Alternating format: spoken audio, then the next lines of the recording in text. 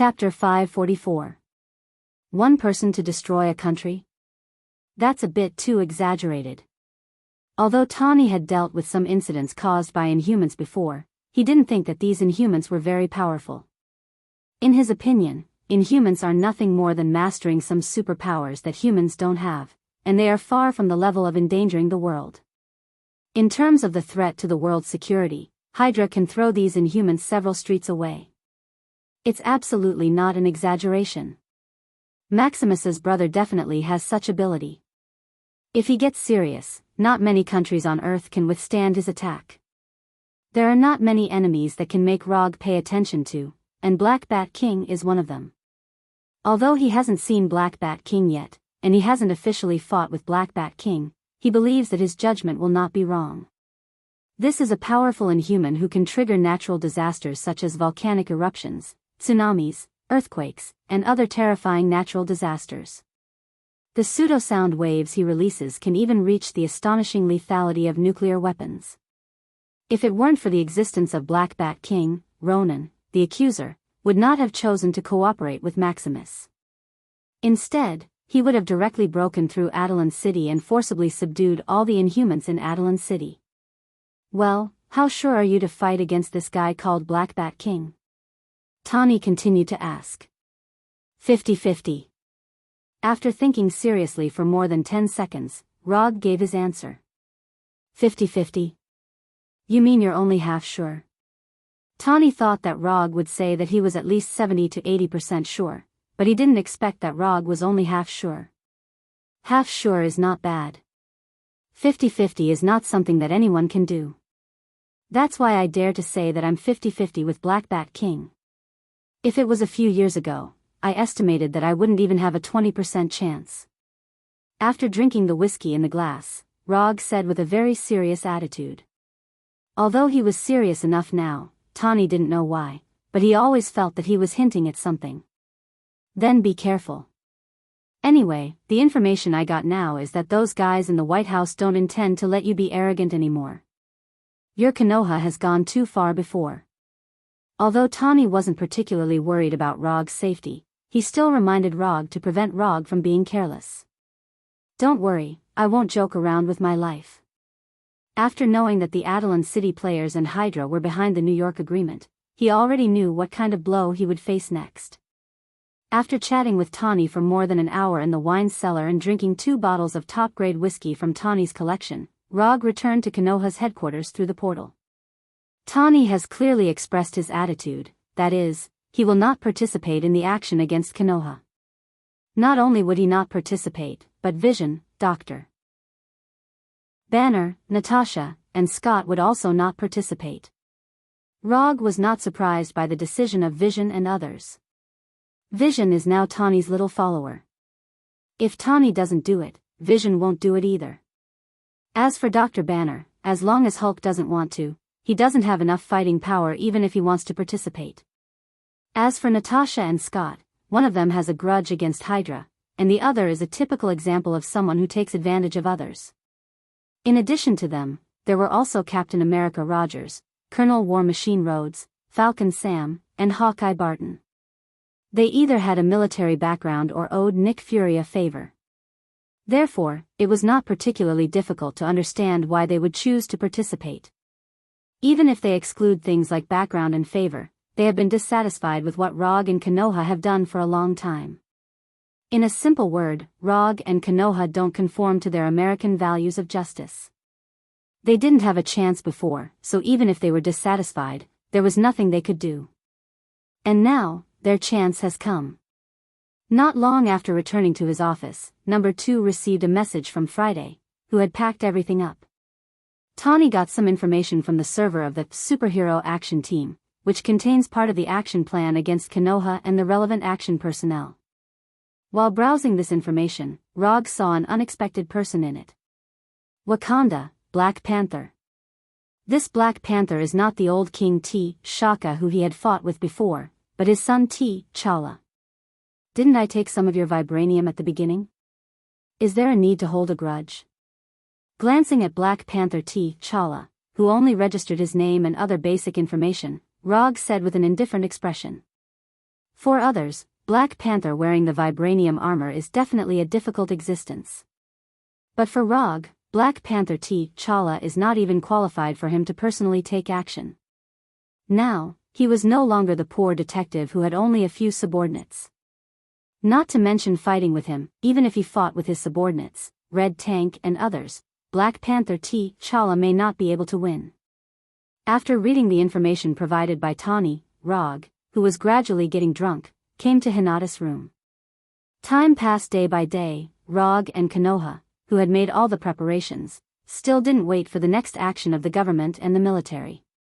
Since the other party has no intention to take action for the time being, Rog was too lazy to pay attention to them and continued his self-improvement training. With his efforts, his sage body development was raised from 85% to 90% with difficulty, and then fell into a bottleneck again. Although the development of sage body development is not very big, during this period, he has obtained another good news.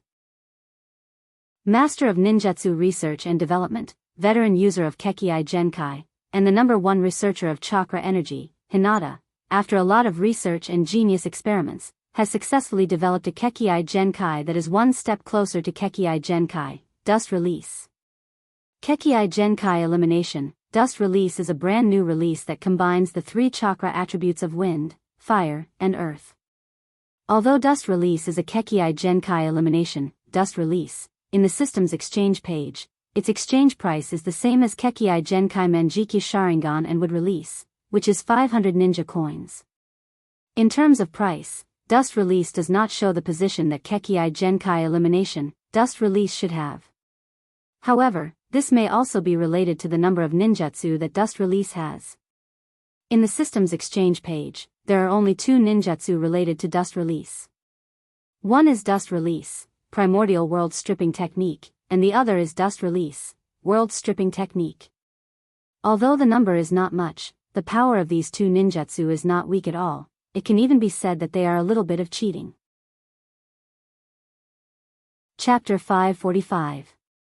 It decomposes the target into an atomic state, causing the target to be instantly annihilated, and causing a large-scale explosion effect. As the signature technique of the rock villagist Tsuchikage, Dust Release has proven its powerful attack power through practical cases. Even the Forest Sea made by Wood Release and Susanoo made by Manjiki Sharingan couldn't resist the unreasonable decomposition ability of Dust Release. The battle between Inoki, the 3rd Tsuchikage of the Rock Village, and Madara is a good proof of this. The attack power is powerful, the casting speed is fast, and the attack range is long, and the shape of the barrier can be changed according to one's preferences. Except for the high difficulty of learning and the need to consume a lot of chakra, Dust Release can be said to have no shortcomings. After Hinata successfully developed the Kekkei Genkai, Dust Release, Rog decisively suspended the development of the Sage Body and focused on Dust Release. Although the process of practicing Dust Release is a bit difficult, this is not a problem for Rog, who is accustomed to all kinds of difficult practice. Just as he was trying to master this powerful Kekkei Genkai as soon as possible, he once again suffered a blow from Hinata. Compared to him who was slow to progress, Hinata proved with facts what a real genius ninja is. As a result, a scene that made Rog somewhat helpless appeared. In the past, he taught Hinata how to practice ninjutsu. Now, it was Hinata who taught him how to practice Dust Release. She used to be a pure and innocent female student, but now she had become a mature female teacher. Before Rog even completed the fusion of the 3 elements of chakra, Hinata had already successfully mastered the detachment of the original world jutsu and the detachment of the world jutsu. I don't want to be the 4th Hokage, I don't deserve it. The more he compared himself with Hinata, the more Rog felt that his talent was garbage. Although he was a bit miserable, he still tried to persist. After all, a mature female teacher also has a unique flavor. Time passed day by day, and unknowingly, more than half a month has passed since Rog and Tawny's meeting in the wine warehouse. In this more than half a month, Rog and the others didn't step out of Konoha, as if they were completely isolated from the world. To a certain extent, they were indeed isolated from the world. After moving all the research results and research equipment from the Konoha headquarters to the Konoha hidden village on Tatooine, the Konoha headquarters became an empty shell. Rog, Hinata, and the others moved to Konoha's hidden village, except for those who were responsible for daily training. Even Bulin and the other werewolves moved to Konoha Hidden Village and became official villagers of Konoha. Washington, D.C., Superhero Action Team Headquarters, Combat Conference Room. Maximus stood on the podium and proudly introduced to the people in the meeting room, "Everyone, this is the governor of Attilan, my brother Blackguard Boat Gang." With that, Maximus stretched out his right hand and pointed at the Black Bat King sitting in the middle of the first row. At this time, Black Bat King was wearing a black tights with white stripes. He sat silently like a statue. He ignored Maximus on the podium, as well as Nick Fury, Bucky, and the others around him. Sitting on his left was a woman with long burgundy hair. This woman is none other than the wife of the Black Bat King, Queen Medusa of the mutated race. In addition, she is also the translator of the Black Bat King and the only person who can fully understand the will of the Black Bat King. Next to Medusa is another member of the mutated race of Attilan City, Tetanus. Tetanus has an appearance very similar to a bulldog.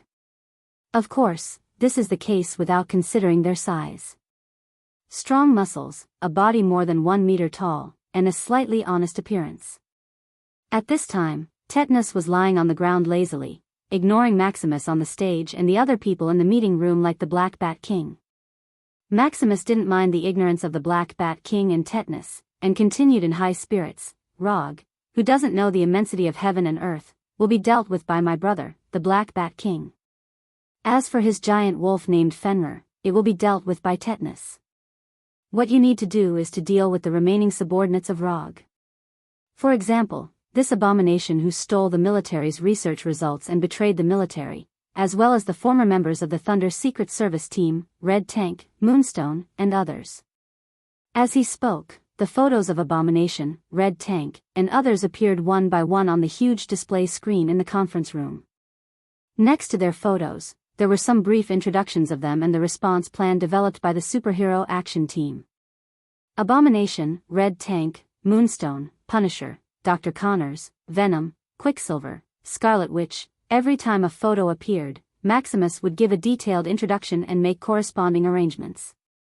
However, when the photo of Daisy appeared, Maximus suddenly changed his tone. "This mutated person codenamed Shockwave Woman will be dealt with by me, so you don't have to worry about it." Unlike the information displayed when introducing others, the information about Daisy was so simple that only her name and ability were displayed. As for other information, there was nothing.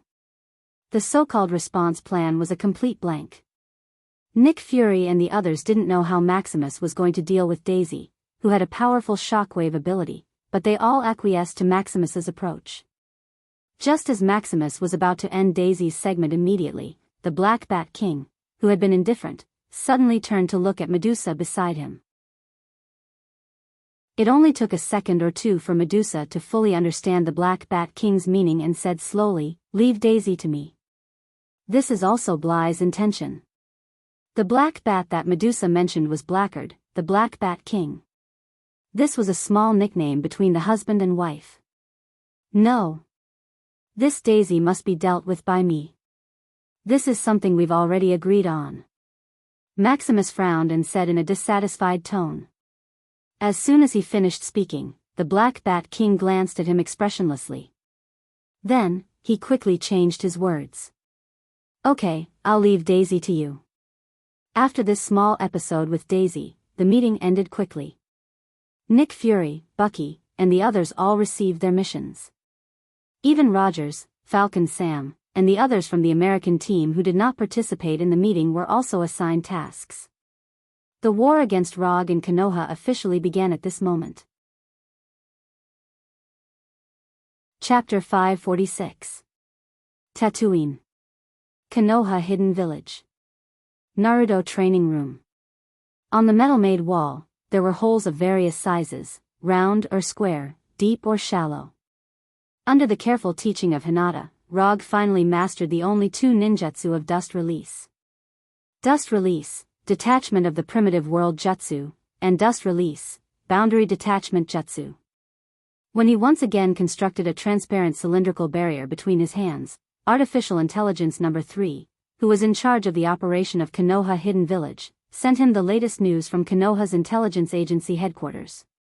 Through the remote monitoring equipment on the Golden Jack, the real-time monitoring screen of the blocks near Konoha's intelligence agency appeared in front of Rog. After releasing the detachment of the primitive world jutsu in his hand, leaving a hole with a diameter of 20 centimeters and a depth of 30 centimeters on the metal wall, Rog calmed down the chakra running at top speed in his body. Are they finally going to do it? In the monitoring screen, Rog can clearly see that UA's soldiers in camouflage uniforms are quickly evacuating the crowd. In addition to these UA soldiers in camouflage uniforms, Rog also saw a group of Special Forces members in black combat uniforms among them. If he is not mistaken, these Special Forces members should be the Special Forces of the Avengers. Although Tani, Natasha, and others refused to participate in the operation, Rogers, Falcon Sam, and others still led the Special Forces to Washington and came to the vicinity of Konoha's intelligence agency. Inform all the Special Forces members in the headquarters to return to the village. In addition, let all troops be ready for Level 1 combat, especially the Molten Wolf Pack. When the portal opens, the whole army will set off. The Molten Wolf Pack is a combat force formed by werewolves who have been transformed by extremists. In order to distinguish the Wolf Pack, formed by ordinary werewolves, Rog gave them a new name. Molten Wolf Pack. The name is a bit ordinary, but the combat effectiveness of this unit is not weak at all. Werewolves are dark creatures that are extremely good at close combat. After being strengthened and transformed by extremists, the strength of these werewolves has also been terrifyingly improved. However, because of time and the stock of extremists, Rog did not allow all the werewolves to be transformed. He only selected 120 people from among them, forming a group of 6 people, to form 20 combat teams. There were 164 members of the Special Forces, 156 members of the Wolf Pack, 120 members of the Molten Wolf Pack, and 72 members of the Dark Group. In addition to Rog, Hinata, and other core members of Konoha, these 512 people are all of Konoha's combat personnel. The Kree Empire's main battleship, the Golden Jack, and Konoha's own Universe-class battleship, the Bijou series. Xander's version of the 5th generation Nova fighter, and Konoha's version of the Naruto series fighter. 500 sets of Xander's Stars 4 individual power armor, and 300 sets of Konoha's Vortex series power armor. Konoha Hidden Village was a base built by Rog based on the standards of the Universe Advanced Warfare. Therefore, the weapons produced by Konoha Hidden Village were also designed for the Universe Advanced Warfare. These equipment were originally intended to be used to deal with Thanos' Vanguard guards and Chidori. But now, it seemed that he needed to fight a war on Earth to train his troops. After instructing Number 3, Rog returned to his Hokage's mansion and took a comfortable hot bath. When Number 3 sent the news that all the troops were ready, and the Golden Jack returned to the outer space of Tatooine through the interstellar jump, Rog got up from the bathtub and began to put on his combat uniform. The armor made by the dwarf King Aitsue must be worn, and the Yondaime Hokage's white Haori certainly can't be left behind. The Kusanagi sword, disaster pistol, thunder round fan, and other weapons were also summoned by him one by one. When leaving the room, Kuroto considered whether to bring the Gem of Reality from the Taiwa Treasure Hall. But after thinking for only 2 or 3 seconds, he gave up the idea of bringing the Gem of Reality. It's just a training war, and it's not necessary to use the Gem of Reality. After all the preparations were done, Kuroto opened the portal back to Konoha's headquarters and came to the top of the headquarters building. After looking up at the sky, he said unhurriedly, "What a good day to kill." In the distance, Black Bat King and Nick Fury noticed Rog's arrival for the first time. In fact, it's difficult not to notice him, because at this time, Rog is provoking them, releasing the Kyubi chakra in his body without restraint. The bright red Kyubi chakra is like a rotating tornado around Rog. A Kyubi condensed completely from chakra, with a length of more than 300 meters, is roaring angrily behind him, 9 thick tails flying wantonly. At this time, Rog didn't say a word. However, this exaggerated and shocking entrance was enough to express his attitude. "I, Rog, am here. If you want to fight, I'll fight with you." Pompous clown. Looking at Rog standing on the Konoha headquarters building, Maximus said disdainfully. If he's a clown, then you're even worse than a clown. No one dares to directly mock Maximus at this time, except for Medusa, Black Bat King's wife. There is no second one. Nick Fury and others may be afraid of Maximus's identity as a player in Adelan City, but Medusa is not. Not only is she not afraid of Maximus, but she also looks down on Maximus. This contempt has nothing to do with Maximus's strength, it's purely because of his disgusting ambition and behavior. Especially in the contrast of Black Bat King, Maximus, who has the same bloodline as Black Bat King, is even more unbearable. Obviously, they are brothers, but the result is like two people from two different worlds. Your Excellency Black Bat King, I'll leave Rog to you. Nick Fury ignored Medusa and Maximus as he walked up to the Black Bat King and spoke in a respectful tone. In the beginning, Nick Fury didn't feel that Black Bat King was worthy of respect. But after seeing the battle scene of Black Bat King provided by Maximus, his attitude towards Black Bat King has changed significantly. Black Bat King turned his head and glanced at Nick Fury, then emitted a quasi-sonic energy that was so weak that it couldn't be detected by others, and his whole body floated out of thin air in a form that defies the gravity of the earth. Under the gaze of Nick Fury and others, Black Bat King, wearing a black tights, quickly flew towards Rog in the Konoha headquarters building. It didn't take long for Black Bat King to come to a place more than 10 meters in front of Rog and stopped in the air. Although it's the first time they met, Rog can immediately recognize Black Bat King's identity as long as he looks at his outfit. I know you can't speak normally, so in order to facilitate communication, you don't mind me casting a telepathic spell, right? When Black Bat King nodded slightly, Rog cast a spell on himself and Black Bat King to make them talk to each other. Chapter 547. I have a question. As far as I know, your relationship with your brother, Maximus, is not very good. You are not a person with a strong sense of justice. Why did you choose to be with them? This is not in line with your character. When the telepathic connection was established, Rog asked a question that had been troubling him for a long time. I am here. It has nothing to do with them. I have no interest in the so-called New York Agreement. The reason why I came is purely because of you. After saying, in his heart, Black Bat King raised his right hand and pointed at Rog. Because of me? If I remember correctly, this should be the first time we met. I don't quite understand what you mean. Luo Nan, and Thanos. When Black Bat King finished speaking, Rog smiled helplessly. He had been thinking about why Black Bat King chose to stand with the White House and the military. He didn't expect that it was Luo Nan and Thanos who made Black Bat King make this decision. Black Bat King's meaning was obvious. He wanted to have a head-on battle with Rog to see how strong Rog was. Rog was not surprised by Black Bat King's idea. Simply put, Black Bat King's hands were itchy. As a veteran game player, Rog didn't think that there was anything wrong with Black Bat King's idea. This was the same as a player who wanted to play solo with other players in the king rank after advancing to the king rank. It was a very common idea. Men would have this competitive mentality to prove that they were stronger than other men. To some extent, this was a biological instinct imprinted in men's DNA. Men who didn't have this competitive mentality had been eliminated in the long history of biological evolution. So that's the case. I don't mind fighting with you, but before we start, I have to deal with those guys on the opposite side. Black Bat King wanted to see what kind of strength Rog had, and Rog happened to have the same idea. But as he said, before he started the contest with Black Bat King, he had to deal with those ambitious guys on the opposite side. I'll give you half an hour. Black Bat King slowly said, in his heart. I don't need half an hour. 1 minute will do. After replying to the Black Bat King, Rog casually waved his hand and dispelled the nine-tailed chakra that was constantly flying around him, as well as the nine-tailed beast that was hundreds of meters long behind him. Then, he put on the ring and began to draw circles in the air. When the Black Bat King flew in front of Rog, he did not choose to attack immediately. Instead, he talked with Rog.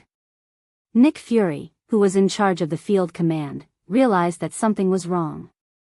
When Rog dispelled the nine-tailed beast behind him that possessed true battle strength but was only used to show off his strength, the uneasiness in Nick Fury's heart became more and more obvious.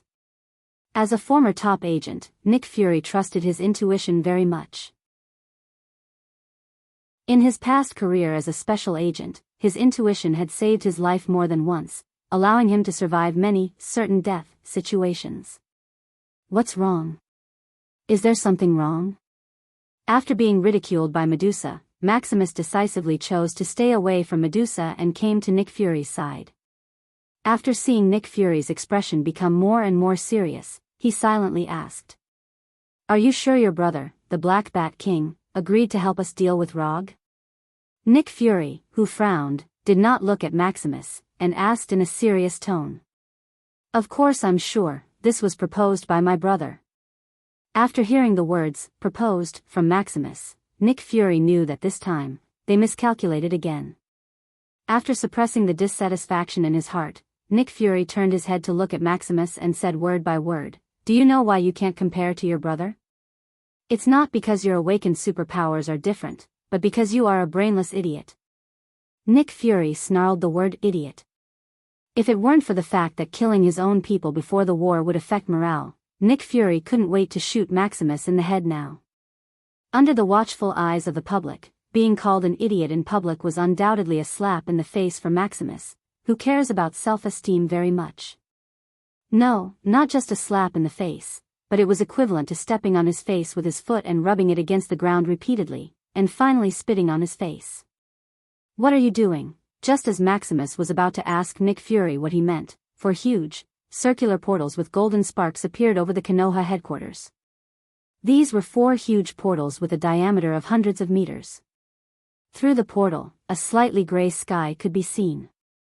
However, what really attracted the attention of Nick Fury and others was not the sky behind the portal, but the 4 cosmic battleships that were not made on Earth at first glance. Under the gaze of Nick Fury and others, the 4 huge cosmic battleships passed through the portal and came to the sky above the Konoha headquarters. Rog's Konoha forces appeared.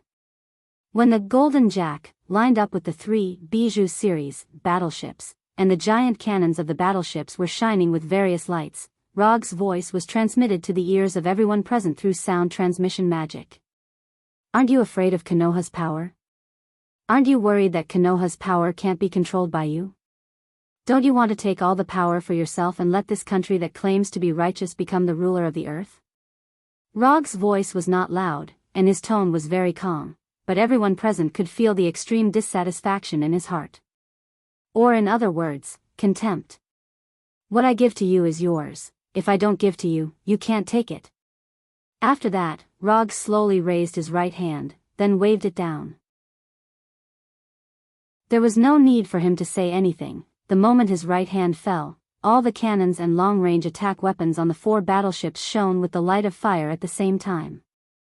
Thousands of cannons fired at the same time, and missiles washed the ground. Rog declared a fact to the world with practical actions, that is, even if he doesn't take action, Konoha is still one of the largest fighting organizations in the world. Boom boom boom boom boom. Rog didn't pay attention to the unlucky guys who were being destroyed by the battleships and directly said to the Black Bat King floating next to him, "I thought of a place that is very suitable for us to fight with all our strength." Chapter 548. Earth, Antarctica. In the depths of the Antarctic continent that has not melted for thousands of years, a piece of frozen land with a range of several kilometers appeared, as if a piece of it had been dug out of thin air, revealing the original appearance of the Earth. The 2 humans displayed speeds that exceeded the limits of what human vision could capture. They ran at top speed on this land that had been covered in ice and snow for countless years. Behind them and around them, craters of various sizes were left. Some were caused by collisions, and some were caused by explosions. The people who are fighting at this time are none other than Rog and the Black Bat King. Half an hour ago, after teleporting Konoha's army from Tatooine to the sky above Konoha's headquarters, Rog and the Black Bat King came through the portal to this ice and snow land that not many people have set foot on, and started the battle between them. Earth release, Earth wall. With the surge of chakra, a 7 or 8 meter high earth wall was quickly formed on the frozen ground that was as hard as steel, blocking the path of the Black Bat King behind him. However, the earth wall, which was enough to withstand the attack of artillery shells, was instantly shattered by the quasi-sonic attack launched by the Black Bat King at the moment it was formed, turning into fist-sized gravel. In the flying gravel, the Black Bat King, like a real bat, avoided all the gravel and continued to fly towards Rog at top speed. In just a blink of an eye, the Black Bat King, wearing a black tights, came to a place more than 10 meters in front of Rog. Facing the incoming Black Bat King, Rog didn't panic. He raised his hands and condensed a transparent cylinder with a diameter of more than 10 centimeters between his hands. Dust release, primordial stripping technique. From the beginning, Rog didn't expect the earth wall to block the Black Bat King. The only purpose of using the earth wall is to give himself an opportunity to use dust release. After the initial tentative fight, he has roughly figured out the fighting habits of the Black Bat King. Although the Black Bat King has mastered the powerful quasi-sonic attack, his most accustomed fighting method is to attack in short and medium range. The quasi-sonic ability awakened by the Black Bat King is not a sound wave, but an ability to collect electronic energy from the surrounding environment. By controlling these electronic energies, the Black Bat King could do all kinds of things, such as flying, strengthening himself, energy explosions, causing earthquakes, tsunamis, or volcanic eruptions. In the beginning, Black Bat King did consider using a large-scale attack to defeat Rog. However, after discovering that large-scale attacks could not cause fatal damage to Rog, who was extremely fast and had a body that was far stronger than that of humans on Earth, the Black Bat King decisively used the short to medium-range combat that he was best at. To put it simply, within a distance of no more than 20 to 30 meters, Rog had to be defeated in close combat or with a faster and more powerful sound wave attack. This piece of frozen earth that was exposed was the result of the Black Bat King's initial large-scale attack. Whoosh! The Black Bat King, who had just flown through the rain of stones, didn't have time to turn around before it was greeted by Rog's primordial stripping technique. The transparent cylindrical barrier in Rog's hand attacked the Black Bat King like an energy cannon, displaying a speed faster than a bullet. If he was facing other enemies now, then the primordial stripping technique he used would have almost a 90% chance of hitting the enemy. But it's a pity that the enemy he is facing now is the leader of the mutants, the Black Bat King, who is known as the strongest mutant. When the cylindrical barrier of the primordial stripping technique was about to hit him, the Black Bat King mobilized the majestic electronic energy in his body, which was no less than Rog's chakra, and instantly built 7 red or purple energy barriers in front of him. Boom! Rog's dust release, primordial stripping technique hit the energy barrier in front of the Black Bat King.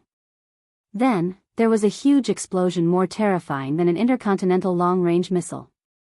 As soon as the light and shock waves generated by the explosion were born, both Rog and the Black Bat King disappeared in a flash, once again starting a high-speed chase. In terms of energy mastery, the Black Bat King, who can collect electronic energy from the surrounding environment at any time and transform it into a quasi-sound wave attack, undoubtedly has the advantage. However, this energy advantage did not help the Black Bat King establish an advantageous situation in the battle. The reason is very simple: Rog has mastered too many ninjutsu. With the help of the fledgling ninjutsu R&D master Tian, the number of 5-element ninjutsu mastered by Rog is far beyond imagination. As long as it is a conventional ninjutsu supported by the system, he has basically mastered it thoroughly and transformed it into his own actual combat power.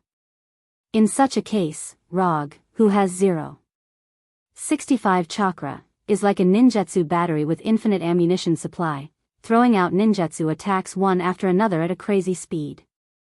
90% of the Sage Body Development degree allowed his chakra amount to silently increase from 0.6 to 0.65 chakra. Although the proportion of the increase is not much, if it is measured by the amount of chakra required for ninjutsu, then the 0.05 chakra amount he increased is equivalent to the consumption of hundreds of ninjutsu. Lightning, flames, storms, water, rocks. The Black Bat King can't remember how many ninjutsu attacks he has used to resolve Rog's ninjutsu attacks. The only thing he can be sure of now is that Rog is a monster, a real monster.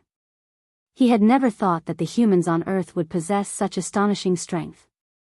What was even more incomprehensible to him was how Rog had managed to grow from a relatively powerful Earthling to such a troublesome state in just a few years. As a mutant, a powerful mutant who was born in the royal family of Adelan City and possessed strength, speed, endurance, and reaction speed that far exceeded that of humans on Earth, the Black Bat King felt for the first time the limitless potential of humans on Earth. This made him even more determined to have a showdown with Log. A long time ago, the city of Adelan was moved from Earth to the moon. It was also from then on that the mutants in Adelan City had an innate sense of pride towards the humans on Earth. In the view of the mutants of Adelan City, humans on Earth are a backward race in the evolution of life. This mentality is similar to how humans look at primates such as chimpanzees or baboons. Both were primates, but humans were the advanced animals that ruled Earth. Primates such as chimpanzees and baboons were ordinary animals in the wild or in zoos. In terms of origin, humans were no different from primates such as chimpanzees. The reason why humans ruled Earth instead of chimpanzees was that humans chose to walk upright and develop their brains during the evolution process. It was this seemingly insignificant change in the environment at the time that caused humans to have a completely different ending from other primates. Therefore, in the view of the mutants of Adelan City, their relationship with humans on Earth was similar to the relationship between humans and chimpanzees. Although the mutants and humans on Earth have not yet formed an insurmountable gap like humans and chimpanzees, as time passes, the mutants of Adelan City firmly believe that they will be the ultimate winner in the evolution of life. Many mutants of Adelan City had this idea. Although the Black Bat King did not look down on humans on Earth like the other mutants, he, who grew up in Adelan City, more or less accepted the idea that humans on Earth were inferior to mutants. Chapter 549. The battle was still going on. In a situation where neither Log nor Black Bat King used their killer moves, the battle between them gradually evolved into a high-speed battle of endurance. Shadow Clone Jutsu. 5 Release, Dalian Bullet Jutsu. Taking advantage of the fact that Black Bat King hasn't caught up with him yet, Rog summoned 4 Shadow Clones and joined hands with the Shadow Clone to display 5 Release, Dalian Bullet Jutsu.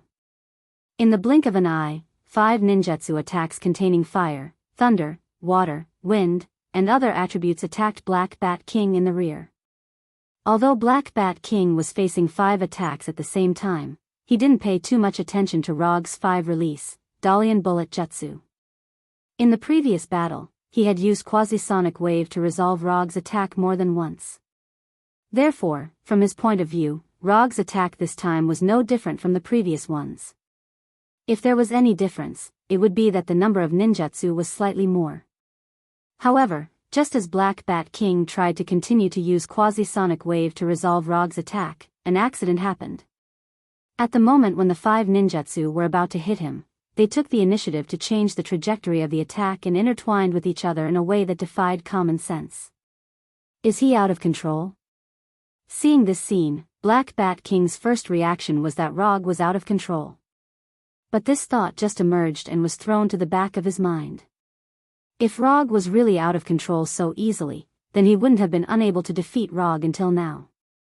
Without any hesitation, at the moment when Roger and the Shadow Clone's ninjutsu attacks intertwined with each other, the Black Bat King manipulated the electronic energy of the sound wave to construct a spherical barrier around himself that was invisible to the naked eye but had amazing defensive power, completely wrapping himself in 360 degrees without any blind spots.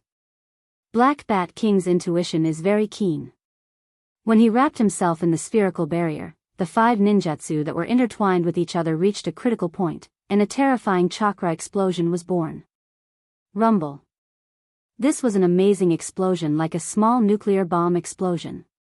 A mushroom cloud mixed with lightning, flame, whirlwind, and other natural phenomena rose straight into the sky. The chakra storm and shock wave with 5 attributes swept around like a tsunami, leaving a huge explosion crater with a diameter of more than 100 meters on the already devastated Antarctic tundra. As the instigator of all this, Rog quickly dispelled the shadow doppelganger before the explosion occurred, and used the body blink technique to its limit, disappearing from the spot in a flash. The power of 5 release, Dalian bullet jutsu. But it is still somewhat unrealistic to defeat Black Bat King. However, Rog did not expect the 5 escape, Dalian bullet technique to be able to deal with the Black Bat King. Before the power of the explosion completely dissipated, he once again used the dust escape that he had just mastered not long ago. Dust release, origin original jutsu. Unlike the peel of the original realm technique he had used earlier, this time, he created a huge conical transparent barrier with a diameter of 10 meters. The spherical barrier that the Black Bat King used to protect himself was only about 3 meters in diameter. In other words, Rog's detachment of the original realm technique this time could completely envelop the Black Bat King along with the ball. The pseudosonic superpower awakened by Black Bat King is indeed omnipotent. It can attack, defend, and assist. But this doesn't mean that his pseudosonic superpower is invincible. To deal with an enemy like Black Bat King, there is a very simple and crude way, that is, to use an attack that is no worse than his pseudosonic attack. Before using 5 release, Dalian bullet jutsu, Rog roughly deduced how Black Bat King would resist his attack. And the spherical barrier around Black Bat King proved that his guess was correct. When the Black Bat King used the spherical barrier to block the terrifying explosion of the 5 release, Dalian bullet technique and manipulated the spherical barrier to move quickly, Rog, who was floating in the air, aimed at him like a sniper with the peel of the primordial realm that had yet to be fired. Without any hesitation, the moment Rog aimed at Black Bat King, he launched the origin original jutsu in his hand. A translucent conical barrier with a diameter of 10 meters shot toward Black Bat King like an energy cannon, completely engulfing Black Bat King and the spherical barrier around him. When the origin original jutsu completely engulfed Black Bat King and the spherical barrier, Rog wanted to directly decompose the spherical barrier into an atomic state and then give the defenseless Black Bat King a fatal blow. However, the spherical barrier built by the pseudosonic electronic energy was more tenacious than he imagined. The origin original jutsu did indeed decompose the spherical barrier protecting Black Bat King into an atomic state. However, only a part of the spherical barrier was decomposed. When he noticed that the spherical barrier was being decomposed by Rog's attack, Black Bat King did not hesitate and immediately mobilized the electronic energy in his body to quickly repair the damaged barrier. Rog did not intend to compete with Black Bat King in terms of energy. After confirming that the origin original jutsu could not decompose the spherical barrier in a short time, he decisively detonated the origin original jutsu. Boom! An explosion more terrifying than 5 release, Dalian bullet jutsu was born. Within the crater that had just appeared, a crater with a larger diameter appeared. The shock wave of the explosion caused a cobweb-like crack to appear on the 10,000-year-old frozen soil that had finally seen the light of day, and the earth shook violently with the explosion. Before the battle, Rog knew that Black Bat King would be a very difficult enemy. But he did not expect that Black Bat King would be so difficult to deal with. He once experienced this feeling on Thanos, whose physical body was so strong that it was like a cheat. Now, he experienced it again on Black Bat King, whose physical strength is far inferior to Thanos, but whose energy strength is far superior to Thanos. And what's more troublesome than Thanos is that Black Bat King's pseudosonic wave is like a super turtle shell that is strong and constantly regenerating. No matter how you attack it, this annoying turtle shell will grow again. Compared with the powerful defensive ability of the pseudosonic wave, the energy attacks or natural disasters caused by the pseudosonic wave are not so troublesome. At least for Rog, this is the case. Although somewhat reluctant, Rog had to admit at this time that conventional ninjutsu attacks can't defeat Black Bat King at all. Even Kekkei Genkai, Dust Release, can't quickly defeat Black Bat King in a short time. If he wants to defeat Black Bat King, whose physical strength is not very weak and whose energy strength is unimaginably high, he must use some less common attacks. After a helpless sigh, his 3-tomo Sharingan, which had already been opened, began to rotate wildly. Manjikyu Sharingan, open. Chapter 550. With the opening of Manjikyu Sharingan, Rog's momentum has also changed a lot. Although Black Bat King in the distance didn't know what Rog had done, he noticed the change in Rog for the first time. That feeling was like being stared at by a hungry viper that had just come out of hibernation. After noticing the sudden change in momentum of Rog, Black Bat King temporarily dispelled the intention to attack and further strengthened the spherical barrier around his body. He looked at Rog, who was floating in the air, with a serious expression. If possible, Rog doesn't want to open Manjiki Sharingan to deal with Black Bat King.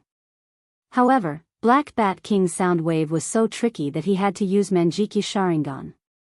Although in the eyes of others, Rog is a monster.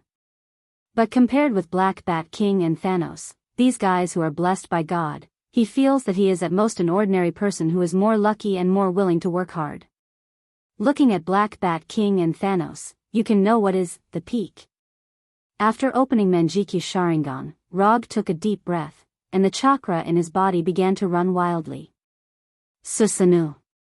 Since he has opened Manjiki Sharingan, how can he not use Susanoo? Under the gaze of Black Bat King, the light blue chakra quickly materialized into a humanoid figure with a height of tens of meters, a giant wearing black Tengu armor and a katana in his right hand. Susanoo, fourth form. When he went to hell with Dr. Doom to fight Mephisto, Rog had already mastered the third form of Susanoo and obtained the Tatsuka sword and Yata no Kagami with a limited number of uses. The development of Sage mode has led to the improvement of chakra, and the improvement of chakra has led to the further strengthening of Susanoo. Although Rog didn't make a special training plan for his Susanoo like before, his Susanoo still successfully broke through the third form of the upper body and reached the fourth form of the complete body. After the fourth form, its body size would become larger, its attack power and defense power would reach the peak, it would have wings and the ability to fly, and it would have the complete form of the true Susanoo. At that time, Rog's Mangekyo Sharingan can be said to have reached its peak. When the several tens of meters tall Susanoo appeared, Black Bat King's complexion became extremely dignified. Although Rog has not yet controlled Susanoo to launch an attack, but as long as he slightly sensed the huge and terrifying energy in Susanoo, he can know how terrifying the fighting power of this giant is. Looking at Rog in the middle of Susanoo's head, Black Bat King in the spherical barrier suddenly showed a satisfied smile. Then, with a wave of his hand, he removed the spherical barrier that was blocking the dust escape. After the spherical barrier with amazing defensive power disappeared, a wind force exceeding level 12 was born, and a super strong hurricane that rarely occurs on land was born. At the same time, a terrifying earthquake like a natural disaster appeared out of thin air, and the whole earth shook violently. After Rog used Susanoo, Black Bat King, who is known as the strongest man, finally made his move. Even in Susanoo, Rog could still clearly feel the pressure of the super strong hurricane and the terrifying earthquake created by Black Bat King. Along with the shaking of the ground, he controlled Susanoo to pull out the nearly 30 meters long chakra katana from his waist. Then, under the gaze of Black Bat King, the ancient titan-like Susanoo rushed towards him with the katana in his hand. In just a blink of an eye, Susanoo arrived near Black Bat King, and the katana in his hand with the force of thunder fiercely chopped towards Black Bat King floating in the air. Rog's Susanoo showed an amazing speed far beyond its size. But Black Bat King's speed was also not slow. Boom! Just at the moment when Chakra Katana was about to hit Black Bat King, a tornado of tens of meters wide instantly formed and fell from the sky, rushing towards Susanoo like a dragon. The tornado fiercely hit Susanoo's body, making the amazing Susanoo uncontrollably retreat a few steps. Rog's Susanoo had not yet stabilized its body, and the ground under its feet trembled violently and collapsed, revealing a deep hole that seemed to lead straight to hell. Without a foothold on the ground, Susanoo began to fall under the influence of gravity. However, at this time, Rog suddenly cast a ninjutsu. Earth Release, Earthquake Core. Susanoo had just fallen a few meters when a circular earth pillar with a diameter of more than 10 meters sprang out of the empty cave, providing Susanoo with a standing ground. Not only that, with the help of the rapidly rising earth pillar, Susanoo jumped high and arrived in midair. Yasaka no Magatama. After arriving in midair, Rog first controlled Susanoo's empty left hand to throw out 3 Magatama connected together. Then, after casting Yasaka no Magatama, a long-range attack ninjutsu. He used Susanu's left hand to condense a Rasengan wrapped in lightning. Right-un, spiral electromagnetic gun. Whoosh! Yasaka no Magatama and spiral electromagnetic gun arrived in front of Black Bat King one after the other. Facing the two long-range attack ninjutsu that Rog suddenly threw out, Black Bat King was still floating in the same place, and had no intention of leaving. Rumble. Black Bat King didn't evade. He used the electronic energy of sound waves to create two powerful energy explosions, directly detonating Yasaka no Magatama and spiral electromagnetic gun that were flying at high speed. The explosion produced an incomparably dazzling light, as if a dazzling star appeared out of thin air, and the pure white color instantly occupied the sight of Rog and Black Bat King. In addition to this dazzling white light, the shock wave generated by the explosion also directly blew away the super-strong hurricane created by Black Bat King, making the roaring hurricane come to an abrupt end. The only thing that didn't change was that the earth was still shaking, and the shaking was even more terrifying. The terrifying explosion came and went as quickly as it came. After only 2 or 3 seconds, the vision caused by the explosion quickly dissipated. However, just as the original color of the world returned, Black Bat King saw the huge chakra in Susanu's hand. How is this possible? Looking at the chakra that was less than a meter away from him, Black Bat King was shocked and immediately wanted to open his mouth to speak. Black Bat King's idea was beautiful, but Rog wouldn't give him such an opportunity.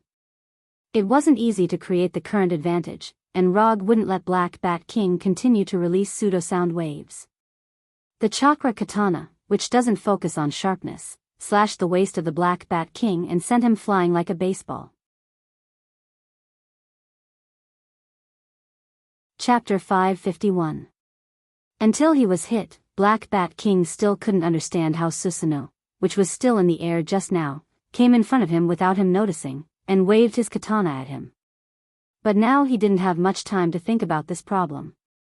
The terrifying force from chakra hit his waist like a high-speed train at full speed, bringing him extreme pain that he had never experienced in his life. If it weren't for the electronic energy of the quasi-sound wave that slightly blocked the katana, he would have already started to consider who will inherit the position of the Lord of Adelan City. After hitting Black Bat King with a katana, Rog didn't continue to pursue Black Bat King, but watched him hit the distant iceberg like a cannonball, leaving a very obvious circular impact crater on the iceberg. To some extent, the reason why he could hit Black Bat King with a katana was actually due to a lot of luck. Because even he didn't expect that after Susanoo was upgraded to the 4th form with a complete body, it would be so compatible with ninjutsu. When Susanoo only had the 2nd form of flesh and blood, he tried to use Susanoo to cast some ninjutsu. But because Susanoo only had the upper body at that time, there weren't many ninjutsu that could be cast with Susanoo. However, when Susanoo has the lower body and has a complete meridian system like a ninja, the situation has become very different. In other words, as long as it doesn't involve special ninjutsu such as Kekkei Genkai, he can use Susanoo to cast it. He had already confirmed this when he used Earth Escape, Earthquake Core. After confirming this point, how to make Susanoo quietly arrive in front of the Black Bat King from the air became very simple. Whether it was Yasaka no Magatama or Spiral Electromagnetic Gun, they were just smoke bombs. These two ninjutsu were deliberately used to attract the attention of Black Bat King. When Black Bat King's attention was all focused on Yasaka no Magatama and Spiral Electromagnetic Gun, Rog was ready to launch the next attack at any time. Just as he had expected, the Black Bat King used a sonic energy explosion to detonate the Yasaka no Magatama and the Spiral Electromagnetic Gun. At the moment of the explosion, Rog controlled Susanoo to cast the body flicker technique and used the terrifying momentum generated by the explosion to quietly appear in front of the Black Bat King. This was a very simple tactic, but based on the current situation, this simple tactic was displaying the power it should have. Susanoo's blade not only sent the Black Bat King flying, but also laid the foundation for Rog's victory. Flying Thor. Through the blade just now, Rog successfully left the Flying Thor on the Black Bat King. This was also the reason why he did not continue to pursue the Black Bat King. This was because he no longer had to chase after the Black Bat King. Under Rog's gaze, the Black Bat King, who had crashed into the ice mountain, floated up again. His left hand pressed on his waist that was cut, and his right hand wiped the blood from the corner of his mouth. If it weren't for the release of the quasi-sonic wave as soon as he made a sound, the Black Bat King really wanted to praise Rog at this time. Since he mastered the quasi-sonic wave's superpower, this was the first time he suffered an attack that almost took his life directly. This was a near-death experience that he had never experienced before, and the way he looked at Rog became a little strange. Unlike other people in the universe, the Black Bat King didn't think that Rog defeating Ronan the Manipulator and tying with Thanos was a great thing. If he fought with Ronan and Thanos, he could do the same, or even do better. But now, he discovered that he had always underestimated Rog. Susanu's blade just now made him understand a fact that Rog was not weaker than him, and Rog was better at fighting than him. The Black Bat King, who was floating in the air, did not immediately launch a counterattack, and stop the hurricane and earthquake caused by the quasi-sonic wave, no longer wasting the electronic energy in his body. The shaking earth began to calm down, and Rog also controlled Susanu to put away the katana in his hand. Then, he let Susanu extend his right hand and hooked his finger at the Black Bat King in the distance. "Come here." The Black Bat King knew very well what Susanu's gesture meant, but even if Rog didn't let Susanu make this provocative gesture, he still wouldn't have the intention to escape or leave. Running away with his tail between his legs after being beaten up was not his style. Compared with the practice of a gentleman taking revenge 10 years later, he preferred to take revenge on the spot. The Black Bat King's surroundings flashed with a gorgeous light visible to the naked eye. Under the entanglement of these gorgeous lights, the Black Bat King flew toward Rog like a meteor cutting through the sky. Looking at the Black Bat King flying at high speed, Rog let Susanu display the signature ninjutsu of the fourth Hokage. Rasengan. A Rasengan with a diameter of 2 or 3 meters instantly appeared in Susanu's right hand, and the frantically rotating Rasengan brought a rotating airflow visible to the naked eye. In just a moment, the meteor-like Black Bat King arrived in front of Susanu, and the electronic energy around him was like a nuclear bomb that was about to explode, producing a violent nuclear fusion reaction. However, at this time, the ancient titan like Susanu suddenly disappeared in front of the Black Bat King. Flying Thor. Flying Thunder God with his own body and Flying Thunder God with Susanu, there is no essential difference. The only difference is that Flying Thunder God with Susanu consumes more chakra. However, this is not a problem for Rog, whose chakra capacity has reached 0.65 chakra. In a flash, Susanu, which should have been in front of the Black Bat King, came behind him.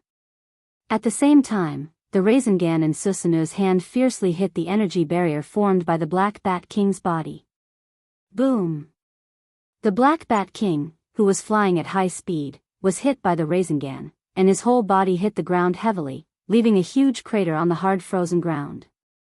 Although the Black Bat King was pressed to the frozen ground by the Rasengan, he was not directly hit by the Rasengan. Instead, he used layers of barriers like an electric grid to resist the frantically rotating Rasengan. Just when Rog planned to directly detonate the Rasengan in his hand, the Black Bat King took the lead in fighting back. Without any hesitation, the Black Bat King directly detonated the electronic energy around him, which seemed to have produced a nuclear fusion reaction. In the battle, Rog often does something that is extremely crazy in the eyes of ordinary people. Now, the Black Bat King also did something that is crazy in the eyes of Rog. Rumble. A circular beam of light with a diameter of hundreds of meters rose from the sky, like an energy beam fired from a Star Destroyer cannon. Chapter 552. The blood-red energy beam connected the earth and the sky like a giant pillar, directly passing through the atmosphere and reaching outer space. Rog didn't expect that the Black Bat King would choose this kind of bleeding tactic that would harm the enemy by 1,000 and himself by 800. Using himself as bait, he lured him to launch a melee attack. Then, together with himself, he was exposed to the impact of the powerful electron energy. Rog wouldn't be surprised if this kind of tactic was used by an enemy with amazing physical strength like Thanos. But now, it was the Black Bat King, whose physical body was not particularly strong, who used this tactic. Under the impact of the terrifying electron energy, the armor on Susanu's body began to shatter inch by inch, and the huge body began to show signs of gradually collapsing. Without the protection of Susanu, Rog really didn't dare to use his own body to resist the counterattack of the Black Bat King, and he would definitely choose to leave the attack range of the energy beam in the first place.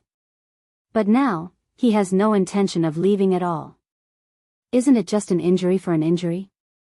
Rog, who has the sage body, doesn't think that his ability to withstand injuries will be weaker than that of the Black Bat King. More importantly, the Black Bat King, who triggered the energy impact, was now pressed to the ground by Susanu. At the moment when the energy beam erupted, the Rasengan in Susanu's hand was detonated by the impact of the electron energy. But this was not a problem for Rog at all. While using Susanu to resist the electron energy impact, he raised his Susanu, which had begun to crack, and condensed a super jade Rasengan with a diameter of tens of meters. Since you want to play, then I will play with you to the end. With a thought, Susanu's left hand suddenly pressed down, resisting the impact of the electron energy, and pressed the super jade Rasengan on the Black Bat King. In the next second, the super jade Rasengan, which contained a large amount of chakra, shattered. Rumble. The ravaged Antarctic tundra ushered in a devastating blow. The light blue ball of light instantly swallowed the bottom of the energy beam, making the red beam of light that went straight to the sky come to an abrupt end. The explosion of the super jade Rasengan not only interrupted the electron energy impact of the Black Bat King, but also interrupted Rog's Susanu. Susanu, which was already showing signs of collapse, officially welcomed the collapse with the explosion of Oda Dama Rasengan. With the help of the terrifying shockwave from the explosion, Rog used the super light rock technique to fly backwards, avoiding the energy storm formed by chakra and the sound wave. When the red and blue energy storm had completely dissipated, Rog slowly descended from the sky and stepped onto the polar continent that was already covered in scars. When Rog landed on the ground, the Black Bat King, who was hit by the Rasengan and Odama Rasengan, slowly walked out of the huge explosion pit. Holes of various sizes appeared on the Black Bat King's tights, which had two conspicuous white stripes. The small fork-shaped antenna on his head that he had been wearing since he was a child had also disappeared. His black balaclava was also riddled with holes like his tights. Even without looking at Black Bat King's current appearance, Rog could tell that Black Bat King was in a bad state. The strength of the electron energy in his body was less than half of what it was at the beginning, and even the strength of his life signal was much dimmer than before. Compared with the miserable Black Bat King, Rog's current state was obviously much better. Except for the consumption of chakra, there were no injuries on his body, and he still maintained the handsome posture that the fourth Hokage should have. After confirming the current state of Black Bat King with chakra perception, Rog took out the Kusanagi sword and the thunder fan that he didn't have on him. Raiton, Chidori Blade. After adding Chidori Blade to the Kusanagi sword in his right hand, he took a deep breath and disappeared in a flash. Flying Thor. Using the Flying Thor, Rog, holding the sword in his right hand and the thunder fan in his left hand, instantly appeared in front of Black Bat King and launched an attack on him. Although Black Bat King didn't wear any weapons, his sound wave ability was the best weapon. Before Rog's Kusanagi sword touched him, his sound wave attack had already created a small energy explosion in front of Rog. After the previous battle, Rog had a rough understanding of Black Bat King's sound wave attack.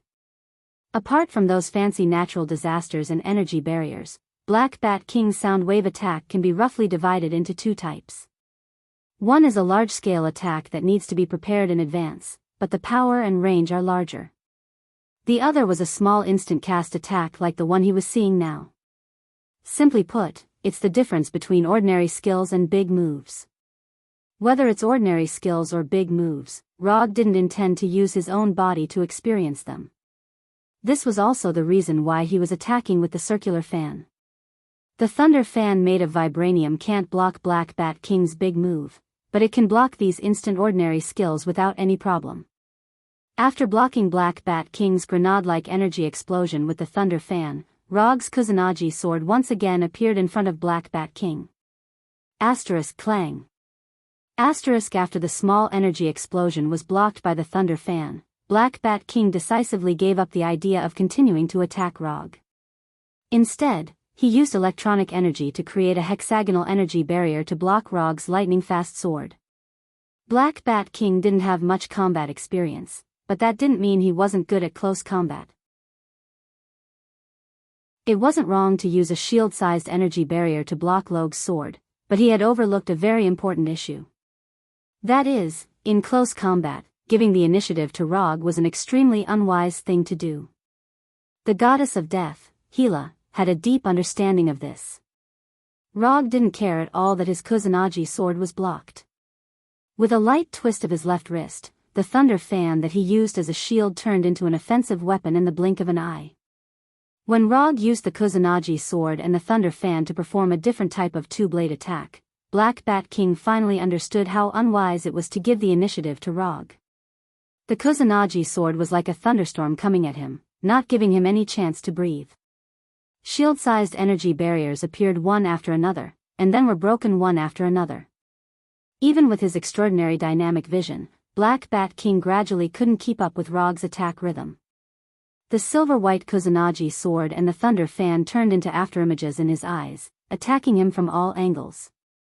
Black Bat King, who had excellent close combat skills and combat reflexes, was completely relying on his instincts and intuition to create energy barriers, blocking Rog's attacks as if he was gambling on luck. Although he had already used 120% of his focus to block Rog's two-blade attack, the Kusanagi sword and the thunder fan still left wounds on his body. No, I can't let this go on. Just as he was about to forcefully launch a large-scale attack at the cost of injury, he unconsciously glanced at Rog. However, it was this seemingly unintentional glance that completely determined the outcome of his defeat. He saw Rog's expression that said everything was under control, and he saw the pair of blood-red eyes with triangular darts. "I've been waiting for you for a long time, Tsukumi." Chapter 553. Once Tsukumi was used, the game was over. Ever since he mastered Tsukumi, Rog had never encountered an enemy that Tsukumi couldn't deal with. Be it enemies like Ronin and Hulk, who lean toward physical melee combat, or an all-round player like Death Goddess Hela, Tsukumi could bring the battle to a smooth end. The moment Black Bat King looked at him, Rog pulled him into the Tsukumi world he controlled. Unlike the previous few times, the Tsukumi world Rog constructed wasn't the dark and silent Crimson Moon world, but the moon's surface that Black Bat King was more familiar with. The blue earth replaced the Crimson Moon's position and hung high in the night sky. On the surface of the moon, which was only grayish-white soil and rocks, Black Bat King hung high on a huge cross carved from rock like the previous few experiencers. "This is a world under my control. You can speak in peace here. You don't have to worry about your voice releasing pseudo-sound waves." As Black Bat King sized up this strange world with a serious expression, Rog's voice suddenly sounded. Then, under his gaze, the shadows on the ground evolved into black crows that soared into the sky and finally condensed into Rog's appearance. "I didn't expect you to have such an ability. From the looks of it, Nick Fury and the others have never understood your true strength." Although it was Black Bat King's first time entering the Tsukumi world, he wasn't particularly unfamiliar with the mental world formed by illusions. In Adelan City, there were many mutants who had awakened their illusions. However, compared to Tsukumi, the worlds constructed by mutants with illusions were many times rougher. It's normal that they don't know. Including you, only 5 people have been to this world. This was the 4th time Rog had used Tsukumi in battle. However, when he used Tsukumi on Hulk, for some reason, Dr. Banner's consciousness was pulled into the Tsukumi world. Therefore, there was a bug where the number of experiencers exceeded the number of times he used it. This wasn't a good thing for him, who had mild obsessive-compulsive disorder. Therefore, he had been considering if he should use Tsukumi on Hulk or Banner again. Erasing it didn't affect him much, but it would make him feel the numerical difference that wasn't too good. "From the looks of it, you should have absolute confidence in defeating me. Alright, let's not waste any more time. Let's do it." After trying for a while, the Black Bat King decisively gave up the idea of breaking free from the Cross's shackles and said to Rog calmly, "Don't be in such a hurry. I'm not in a hurry right now. Perhaps we can have a good chat. With that, Rog created 2 classic high-back chairs out of thin air and removed the rock cross that bound the Black Bat King. Have a seat, make yourself at home. Regardless of the cross's restraint, it was impossible for King Black Bat to escape Tsukuyami's influence. Therefore, Rog didn't mind giving him a more comfortable experience. What do you want to talk about? After sitting on the high-back chair, the Black Bat King's expression softened a lot. At least, it was no longer as cold as before. You heard about my battle with Ronan and Thanos, so you want to compete with me. I can understand this. But what I don't understand is why you chose to join Nick Fury's side. If you just want to compete with me, you don't need to go through so much trouble. Just come to Konoha and find me. In the beginning, Rog completely believed the Black Bat King's words, thinking that he was just itching for a fight. But after fighting with the Black Bat King for a while, his intuition told him that things were not as simple as the Black Bat King said. Ronan and Thanos might be one of the reasons. But it's definitely not the only reason. Because of a prophecy. After a few seconds of silence, the Black Bat King said slowly. Prophecy? Don't tell me that it's a prophecy about me destroying the world. Before becoming the disciple of Ancient One, Rog didn't believe in any prophecies. In his opinion, the so-called prophecies were nothing more than lies that those ignorant and incompetent charlatans used to fool others. However, after officially stepping into the magic domain, his view of prophecies has changed significantly. An accurate prophecy is a real existence, a high-level power that involves the power of time and fate. To give a very simple example, the prophecy made by Ancient One is likely to come true at some point in the future. It is indeed a prophecy about the destruction of the world, but the person who destroyed the world in the prophecy is not you, but an inhuman. You are also familiar with this inhuman. She is Daisy, the Shockwave Woman. As soon as the Black Bat King finished speaking, a memory related to Daisy appeared in Rog's mind. In that future, the Earth was indeed broken. But it was not Daisy who really destroyed the Earth, but Glenn Talbot who absorbed the gravity force, the so-called King of Magnets. Because of his misdeeds in this world, Rog can be sure that the timeline of King of Magnets' destruction of the world will never appear, and Daisy will not be the scapegoat of the world destroyer. Did the prophecy you got wisely pointed out that Daisy was the one who destroyed the world? Is it possible that you interpreted the prophecy wrong? Rog did not doubt the Black Bat King's so-called prophecy, but he felt that the Black Bat King might have interpreted the prophecy wrong. Just like the timeline where King of Magnets destroyed the Earth, everyone thought that it was Daisy who shattered the Earth, but the fact was the opposite. Interpreted the prophecy wrong? The Black Bat King didn't expect that Rog would have such an idea. And for some reason, he always felt that Rog seemed to know something. No, we didn't interpret the prophecy wrong. The prophecy clearly pointed out that Daisy, the Shockwave Woman, was the one who shattered the Earth. Isn't it a false prophecy caused by the confusion of the timeline? Looking at the Black Bat King's solemn expression, Rog had to seriously consider the authenticity of the prophecy. With the Black Bat King's identity and strength, there is no need for him to lie about this kind of thing, which is not in line with his persona. However, he still can't accept the Black Bat King's statement. The reason is simple. Even if Daisy really has the strength to shatter the Earth, she needs to have such an opportunity.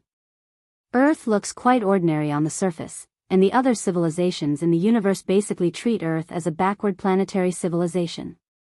But in fact, even in the entire universe, Earth is an out-and-out monster room. Those big shots who are reclusive on Earth will never let Daisy destroy the Earth. This has nothing to do with these reclusive big shots not maintaining world peace. It's purely because these big shots can't let others destroy their secluded home.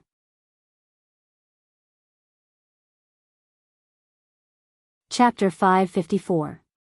No matter how easygoing a big shot was, it was impossible for him to watch others destroy his home.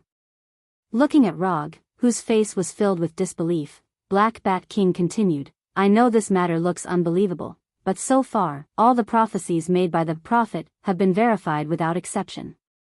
Whether the prophecy is accurate or not, we'll talk about this later. I want to know now. If I let you leave here, will you continue to fight me? Rog didn't continue to dwell on Black Bat King's prophecy and asked about his plans after leaving this place. If Black Bat King still planned to fight him, he didn't mind letting Black Bat King experience the horror of Tsukimi. Even if he didn't kill Black Bat King, he had to at least let him feel the power of Tsukimi and dispel the idea of continuing to be his enemy. As long as Black Bat King withdrew from the battle, the remaining Nick Fury and the others were nothing to be afraid of. I'm not the kind of person who refuses to admit defeat. The situation is already very obvious. If I continue to fight, the one who loses will definitely be me. Adelan City will no longer interfere in your battle with the White House and the military. I will also bring Maximus back to Adelan City. You don't have to worry about him continuing to cause you trouble. The Black Bat King accepted his failure calmly. In that case, I don't think we need to stay here any longer. With that said, Rog stretched out his right hand and snapped his fingers. The Tsukimi world, which had specially changed the environment for Black Bat King, quickly shattered like glass and finally dissipated completely. When his consciousness returned to his body, Black Bat King immediately calmed down the electronic energy that was boiling like boiling water and used his actions to prove his statement. While Black Bat King calmed down the electronic energy, Rog also put away the Kusanagi no Tsurugi sword and the rumbling thunder fan in his hand and threw them back into the psychic scroll. Then, he stretched out his right hand to Black Bat King and said with a smile, "Let me introduce myself again. My name is Rog, and I'm a ninja. Adelan City, Blackguard Bot." Black Bat King shook hands with Rog and introduced himself solemnly. Washington, D.C., Konoha Intelligence Agency Headquarters. When Rog used portal magic to bring Konoha's army from Tatooine, Nick Fury finally understood what it was like for those enemies to face S.H.I.E.L.D. agents whose equipment and force were in a completely different dimension. The 4 universe-level warships led by the Golden Jack occupied all the airspace without any suspense. When the 4 battleships appeared, the bombardment of cannon fire immediately let Nick Fury and the others see what a high-level battle in the universe was like. In just one round of artillery fire, Nick Fury's side lost a third of their men. And the following special forces and werewolves made them feel the insurmountable gap between them and Konoha. There was no need to mention the special forces that looked like steel soldiers in individual power armors. After all, Konoha's special forces were very good at fighting. Nick Fury and the military knew this for a long time. But they didn't expect that there would be a legendary werewolf in Konoha. Looking at the werewolves who had transformed into humanoid giant wolves, they suddenly had a strange feeling that the legend had suddenly become a reality. If these werewolves had exceeded their imagination, then those desperate werewolves who had been transformed by extremists and had lava-like cracks on their bodies made them experience what it meant to be a natural enemy. Konoha didn't dispatch many combatants, even with core members such as Punishers. It only had a little over 500. However, it was precisely these 500 people who had beaten Nick Fury and the others until they were unable to catch their breath. Judging from the number of people, Nick Fury, who represented the White House and the military, had an absolute advantage. But the result reflected on the battlefield was just the opposite. The Death Soldiers unit that Nick Fury had high hopes for was defeated by Konoha's special forces. The Winter Soldiers unit, which had been specially strengthened like Buggy, was also no match for Konoha's new Fire Wolf pack. Even Rogers, War Machine Colonel Rhodes, and the rest of the American team were forced to retreat. If it weren't for the fact that they all had decent equipment, they would have lined up to go to hell like those ordinary soldiers. In this one-sided battlefield, the one who fought the best was Medusa, the wife of the Black Bat King, and Tetanus. Tetanus, who had an amazing bite force and the ability to transmit telepathy, immediately stared at the giant wolf Fenrir, trying to determine the winner with this amazing demon wolf. However, things didn't develop as Tetanus expected. Although Fenrir had joined Konoha for a while, he had never shown his strength on Earth. So in the eyes of many people, Fenrir was nothing more than a relatively large wild wolf. But at this time, when Fenrir really showed his fighting stance, Nick Fury and others understood why Rog recruited a wolf into Konoha. Ordinary gunpowder weapons can't even penetrate Fenrir's skin. The main battle tanks and chariots made of steel were no different from paper in front of Fenrir. Except for the vibranium shield in the hands of the American team and Heibao wearing vibranium armor, others couldn't resist Fenrir's claws and fangs. Tetanus's canine teeth and vibranium spears could pierce Fenrir's skin. However, when they really cut Fenrir's skin, they found a more terrifying thing. The symbiotic body Xiaohei, who surpassed the Lord level, was on Fenrir at this time. The wounds they left on Fenrir were completely healed by Xiaohei in the blink of an eye, and not even a drop of blood flowed out. And after Xiaohei appeared, Fenrir's image began to change significantly. Two heads identical to Fenrir grew from the left and right shoulders, and a pair of feet grew from the ribs and abdomen. The giant wolf Fenrir turned into a three-headed eight-footed demon wolf in the blink of an eye. Xiaohei not only changed Fenrir's appearance, making him look more like a mythical monster, but also made his body get a terrifying increase. Strength, speed, endurance, resilience. With the help of Xiaohei, Fenrir seemed to have suddenly opened the gene lock and evolved into a higher level of life. After transforming into a three-headed, eight-footed demonic wolf, Fenrir fought against many alone. Not only did it suppress the combined attacks of Black Panther, Tetanus, and Black Panther, it also suppressed the Wakanda troops that Black Panther brought along. The monster that shook the earth, with an invincible posture, started his first battle after returning to the earth. Chapter 555. With his beast-like form and super strength, Fenrir became one of the most dazzling existences on the battlefield. In addition to Fenrir, Punisher, Abomination and others also showed overwhelming dominance on the battlefield. However, their battle did not attract too much attention. Unlike their simple and crude battles, the battle between Medusa and Daisy revealed a different kind of beauty. Medusa was the wife of the Black Bat King and one of the royal family members of Adelan City. She was strengthened by the fog of Terrigen in her childhood and awakened her own superpower. In ancient Greek mythology, there was a snake-haired banshee named Medusa. Although Medusa's superpower was different from that of the legendary snake-haired banshee, her hair was more deadly than the snake-haired banshees. She could control the density of her hair, thus changing the hardness of her hair and turning her hair into a sharp and hard weapon. In addition, she could also control the growth rate of her hair, extending or spreading her hair at will. Through the control of her mind, she could drive her hair to attack or bind the target, and even if her hair was cut off, she could still use her mind to control the broken hair to attack or defend. On the surface, Medusa's hair superpower was not particularly powerful. However, when Medusa used her superpower in battle, the situation became very different. Daisy, who had the shockwave ability and superb melee skills, not only did she not have any advantage in a one-on-one battle with Medusa, but she was constantly forced into danger by Medusa. By changing the density of her hair and regularly fluctuating her extraordinary hair, Medusa seemed to have a shield that could change its size and direction at will, perfectly neutralizing the various shockwaves sent out by Daisy. Under her control, her hair showed the ability of a symbiotic body, transforming into a variety of cold weapons, constantly attacking Daisy. If it weren't for Daisy's melee fighting ability, she wouldn't have been able to resist Medusa's storm-like hair attack. When she just fell into a disadvantage, Quicksilver, Venom, and others tried to come up to help her.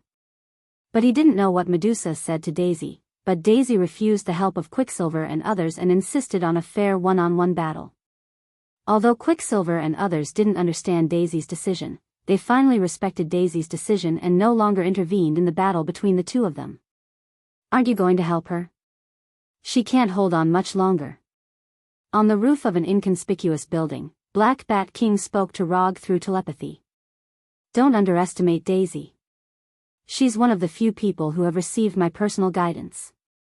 A few minutes ago, Rog and Black Bat returned to the vicinity of Konoha's headquarters. However, after returning, they did not intervene in the battle. Instead, they played the role of spectators. Is that so? However, I don't think that she will be a match for Medusa. The more injuries she suffers, the worse her condition will become. Defeat is only a matter of time. Black Bat King knew his wife Medusa's strength very well. Although Medusa is now suppressing Daisy, he can be 100% sure that the current Medusa has not exerted her full strength at all. If Medusa really attacked with all her strength, Daisy's body would not be left with a slight cut, but a serious injury of missing arms and legs. Let's wait and see, I believe in my own eyes. Time passed little by little, and the battle on the field began to come to an end. In front of Konoha's army, the official troops led by Nick Fury had no chance to turn the tables. The Death Soldiers and Winter Soldiers, troops carefully built with Hydra technology, were completely suppressed by Konoha's special forces and werewolves. Even Winter Soldier Buggy and Colonel Road, the War Machine, and others were also beaten without any power to fight back. In terms of melee, Konoha's werewolves and desperate werewolves are a natural melee race. The melee skills and awareness that human warriors need to go through countless training are innate for these werewolves. In terms of equipment, the Special Forces are equipped with the Star's 4 individual power armor, which is the top armor developed by Xander for the new Star Corps. Except for the small number of people, Konoha's troops can be said to have crushed the official troops led by Nick Fury in all aspects. If Konoha still loses under such circumstances, Rogue will personally disband Konoha's troops and save them from continuing to disgrace themselves. It didn't take long for the official troops led by Nick Fury to usher in the final defeat. Except for the 3 members of the American team who were still tenaciously resisting Fenrir and Blackie, only the battle between Medusa and Daisy has not been decided yet. The Wakanda troops brought by the Black Panther only lasted for a short few minutes in front of Fenrir, who had transformed into a 3-headed 8-footed magic wolf, before all of them went to report to the Black Panther god they believed in, Bast. Although the American team with the vibranium shield and Panther with the vibranium armor avoided the end of death on the spot, they also deeply felt the horror of the demon wolf. As for the tetanus, his current state is much better than that of the American team and Panther. With the ability of teleportation, he can easily avoid Fenrir's fangs and claws. However, he, who is far less large than Fenrir, also faced a very awkward problem. He can't touch Fenrir's vital parts. In front of Fenrir, the 1-meter-high tetanus was like a 3-year-old child facing an adult. He was helpless against Fenrir, who was far larger than him. Jump up and hit others' knees. Tetanus was now facing such a hilarious situation, which was akin to an internet joke. Rogue did not pay too much attention to the battle on Fenrir's side. Instead, he focused on the battle between Medusa and Daisy. Although it was somewhat inappropriate, Medusa, who controlled the wine-red hair to fight, had a seductive charm unique to mature women. Against the backdrop of her dancing wine-red hair, Medusa was like a banshee in the legends, dancing a dance that was pleasing to the eye yet deadly and dangerous. Compared with Medusa, who seemed to be completely mature, Daisy, who was only in her 20s, appeared to be a lot more immature. This immaturity was not only shown in the feminine charm she exuded, but also in the aspect of combat experience. The more Rogue observed the battle between Medusa and Daisy, the more he felt that the prophecy Black Bat King got was wrong. The current Daisy doesn't look like she has the ability to destroy the world. Compared with Daisy destroying the world, Rogue believed that Walter, who was standing with Quicksilver, destroyed the world.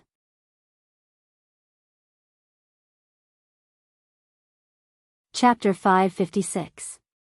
In terms of potential and danger level, Scarlet Witch Walter was much more dangerous than Daisy. If she used her chaos magic to the limit when she had a mental breakdown, then the end of the world would be just a matter of a word from her. Fortunately, Roger found the 2 of them and tricked them into entering Konoha, essentially eliminating the possibility of her complete mental breakdown. Quicksilver Pietro was still alive and well. As for her emotional line that could have appeared on Genjutsu, it didn't even have a chance to appear before Rogue eliminated it. In this case, the possibility of Walter having a mental breakdown was infinitely close to 0. After taking a look at Pietro and Walter, Rogue re-observed the battle between Medusa and Daisy. Similar to the one-sided battle on Fenrir's side, the battle between Medusa and Daisy also showed signs of one-sided. However, the one who had the advantage now was not Daisy, but Medusa, who was very calm from the beginning to the end.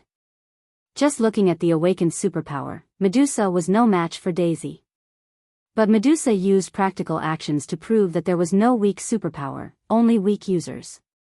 The long burgundy hair that seemed to have a life of its own hit Daisy's body like a sharp blade or a long whip, cutting holes of various sizes on Daisy's close-fitting black combat suit. With a little combat experience, it could be seen that Daisy was completely caught in the rhythm of the battle controlled by Medusa. If Medusa hadn't been controlling the power of the attack, Daisy would have died under Medusa's attack. Looking at Daisy, who was constantly knocked down and struggling to stand up again and again, Rog sighed helplessly. He knew a long time ago that Daisy was a very stubborn person. But he didn't expect Daisy's stubbornness to be so serious to the point that it affected her fighting mentality. Judging from Daisy's current offensive and defensive posture, it was easy to see that her current state of mind had completely collapsed. Now, instead of saying she was fighting to the end, it was more like she was giving up meaninglessly. Her resistance not only didn't have the effect it should have, but it also further widened the gap between her and Medusa. She lost. King Black Bat's voice sounded again. Yeah, I lost. This time, Rog did not insist on his previous opinion and decisively admitted Daisy's failure. If Daisy could remain calm, she might have a chance to turn the tables. However, it was a pity that she did not grasp the only chance to turn the tables and personally destroyed her own hopes of victory. When Daisy was knocked down by Medusa's wine-red hair again, Rog took out his calamity pistol and fired in their direction. Along with the sound of gunfire, a fireball with a diameter of several meters flew between them like a cannonball, completely isolating them. This was Rog's first and last shot in this battle. Konoha versus the U.S. government. Konoha wins. Rog didn't care about cleaning up the battlefield after the war. After Fenrir returned the tetanus to the Black Bat King, he went to the temporary negotiation room. Nick Fury, Team America Rogers, Winter Soldier Bucky, War Machine Colonel Rhodes, Black Panther T'Challa. In this temporary negotiation room, he saw many familiar faces. Maximus did not appear here. After the battle, King Black Bat took him away from the Earth and promised Rog that Maximus would never appear on the Earth again. According to the original plan, King Black Bat should also take away Daisy in the prophecy.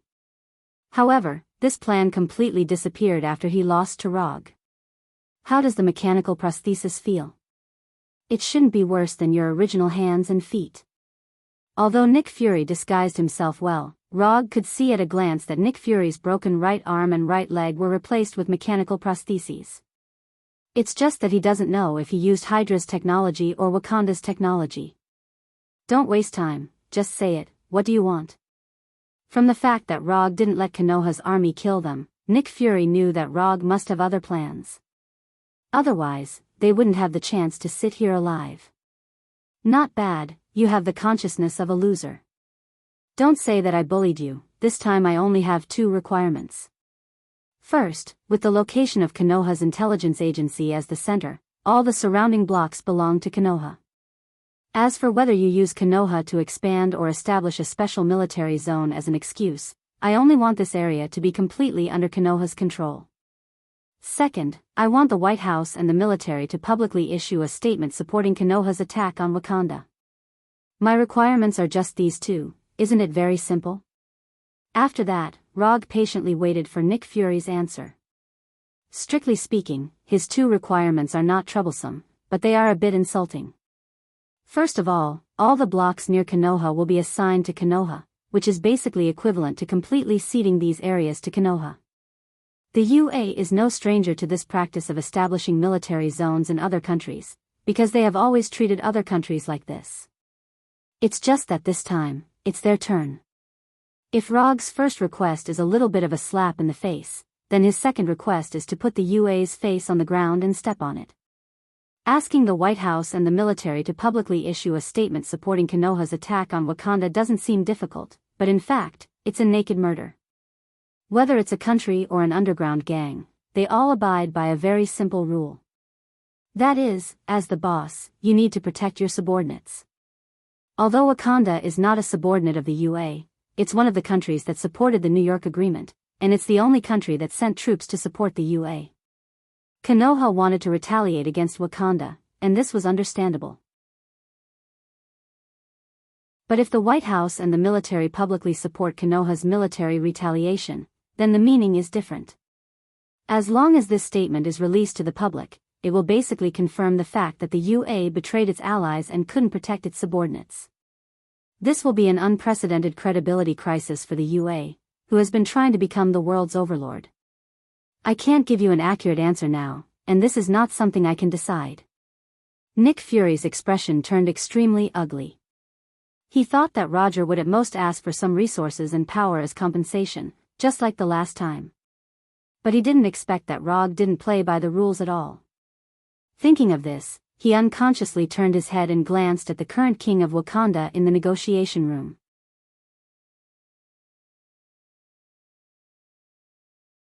Chapter 557. Konoha is going to attack Wakanda. Regarding Rog's decision, Black Leopard T'Challa wasn't surprised. When he left Wakanda with Wakanda's royal guards, he had considered this possibility. However, he didn't expect that Rog would actually ask the White House and the military to make a public statement. If you want revenge, then come at me, Wakanda is not afraid of any enemy. After leaving these harsh words, T'Challa picked up the Black Leopard helmet on the table and left the temporary negotiation room without looking back. On the surface, leaving after leaving these harsh words was a very unwise behavior. However, he wasn't worried that Rog would attack him at this time. Since Rog proposed to attack Wakanda in front of him, it means that he is safe for the time being. Regarding T'Challa's harsh words and his departure, Rog didn't say anything, ignoring his existence with the most indifferent attitude. When the atmosphere in the negotiation room began to become a little oppressive, he spoke again. Go and report to the master behind you. You don't need to talk to me about the next thing. Ross will represent Konoha to discuss the details with you. With that, he cast quantum teleportation from his seat and disappeared in an instant, enveloped by a brilliant aurora-like light. Letting Ross represent Konoha in the negotiation was something he decided early on.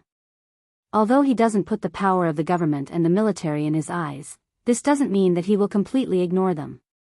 In some cases, the power of the White House and the military is still very useful.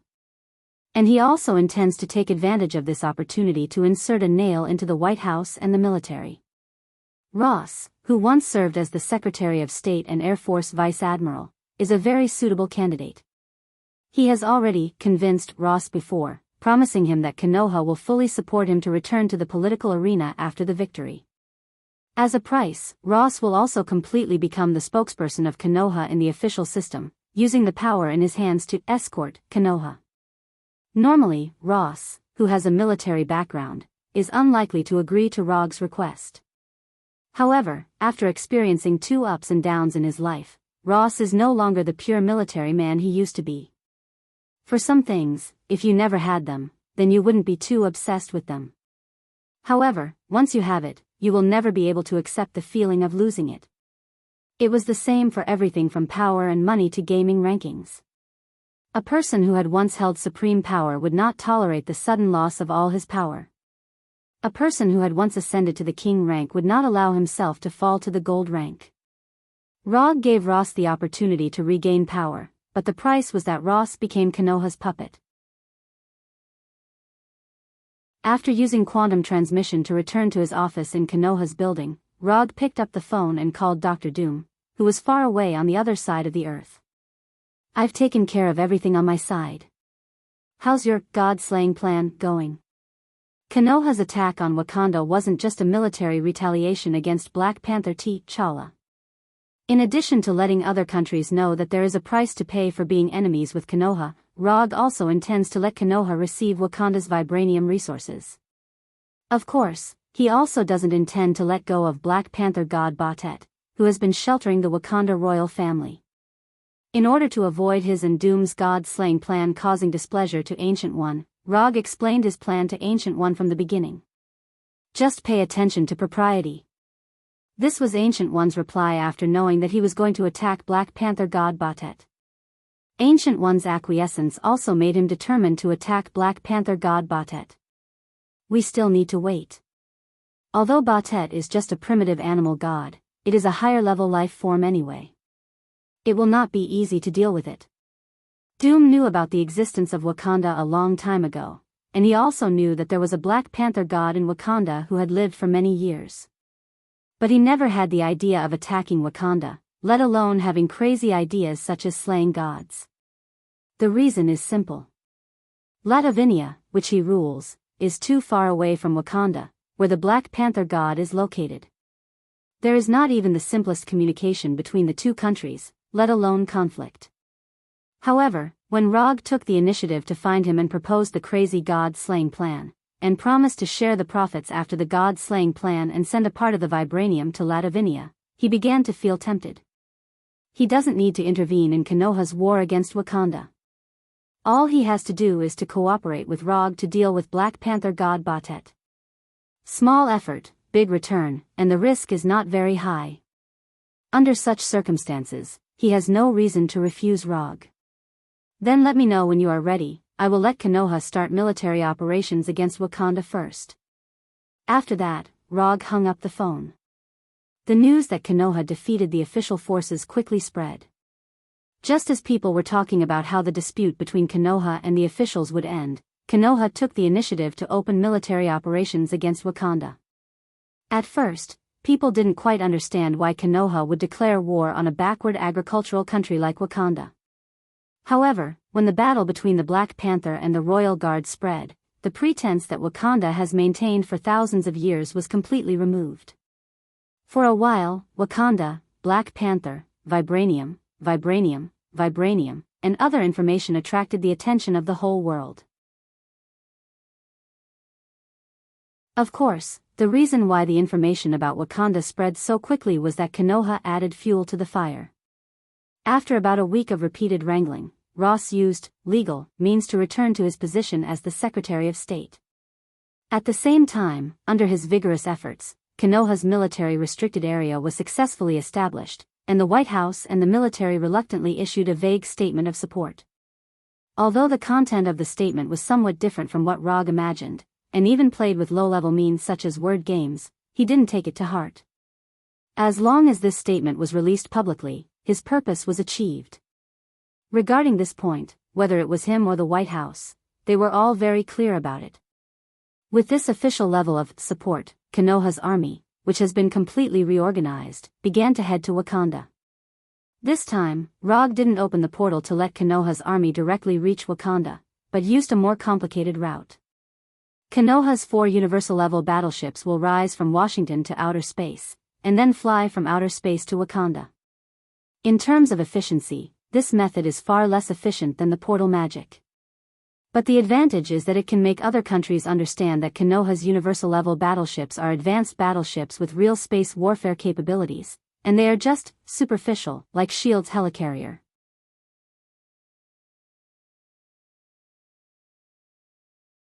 Chapter 558. The capital of Wakanda, Byron Zana, which was originally hidden by a super-large energy barrier, was now exposed in front of Rog and the others without reservation. The Golden Jack and 3 Bijou series battleships floated quietly in the air. Around the battleship, there were hundreds of Nova fighters and Narrow fighters with octagonal wings. In addition to Konoha's troops, there were also many helicopters and vehicles from other countries gathered near the capital of Wakanda. These helicopters and vehicles came from various countries. There were military ones as well as civilian ones. There were soldiers representing a country, and there were also reporters who came here for live broadcast. After Konoha officially declared war on Wakanda, and deliberately leaked information about Wakanda, Wakanda's borders became completely non-existent. Wakanda also knew that with their military strength alone, there was no way to maintain the integrity of the country's borders. Therefore, the current king of Wakanda, Black Panther Chara, decisively gave up the maintenance of the border and recalled all the people of Wakanda to the capital, Byron Zana. Sir, the energy nature and strength of Wakanda's energy barrier have been analyzed. It can't withstand the continuous bombardment of the battleship's main cannon. In the main control room of the Golden Jack, Sharon Carter handed the transparent tablet in his hand to Rog and said respectfully, "First, let the Special Forces and the Wolf Pack troops gather on the ground. Nova fighters and Narrow fighters clear the nearby airspace and drive away the guys who are watching the show." For other countries, Wakanda's super-large energy barrier is a very troublesome existence. But for Konoha, whose war technology is comparable to the Kree Empire and Xander, it is not difficult to solve this barrier. Even if the technology is not advanced enough, as long as they are willing to sacrifice their troops, they can forcibly break through Wakanda's energy barrier. The vanguard of Thanos' tyrant can forcibly break through the barrier regardless of injuries. Rogue's special forces and the werewolves can of course do the same. However, he has no intention of using this crude tactic at all. The reason is simple: his men are much more precious than Thanos' tyrant's vanguard. After all, Konoha only has more than 500 combatants. He can't use the lives of small soldiers to consume the energy barrier. Under the gaze of Black Panther Chara and the Wakanda army, Konoha's special forces and the werewolves completed the assembly. At the same time, Rogue, who was wearing the 4th generation Fire Shadow Haori, left the Golden Jack and floated in front of it. After putting on Endless Greed, which was a copy of the Flame Giant's physique, he summoned the Twilight Sword that he had never used in battle before. With the appearance of the Eternal Fire, the red tip of the Sunset Light Sword quickly took shape. It instantly transformed from an illusory flame into a real magic sword. At this time, the Twilight Sword summoned by Rogue was only a meter long. However, just when everyone thought that he was going to use the Twilight Sword to attack Wakanda's energy barrier, he pointed the tip of the Twilight Sword at the sky. Then, boundless eternal fire gushed out from the tip of the sword and shot into the sky like a pillar of energy. When the Eternity Fire rose to a height of several hundred meters, he stopped and stared at Black Panther and the others within the energy barrier. As a magical weapon, the Twilight Sword had no fixed size. As long as there was enough energy, it wouldn't be a problem to make the Twilight Sword as big as Mount Everest. When the Twilight Sword in Rogue's hand grew from more than a meter long to several hundred meters long, Black Panther Chara's heart surged with uneasiness. The energy barrier in front of them was Wakanda's most important line of defense. Once the energy barrier was broken, Wakanda's capital, Burning Zana, would be an undefended city. As the king of Wakanda, Black Panther was very clear about the defensive ability of the energy barrier. But at this time, he suddenly had the idea that the energy barrier couldn't stop Rogue's sword. No. He couldn't do it. The energy barrier was connected to the vibrating metal energy center. He couldn't have the power to destroy the energy barrier with a sword. Although the Twilight Sword had soared to several hundred meters long, it wasn't difficult for Rogue, who had the body of a sage, to use it. The Twilight Sword was long, but it wasn't very heavy. At least, it was much lighter than steel of the same volume. Moreover, the most important thing to use a magic physical weapon was not the user's physical strength, but the user's magic power. Although Rogue was only a part-time sorcerer, his magic level was not bad at all. Even by the standards of the Ancient One, he could be regarded as one of the best Kamartaj sorcerers of this generation.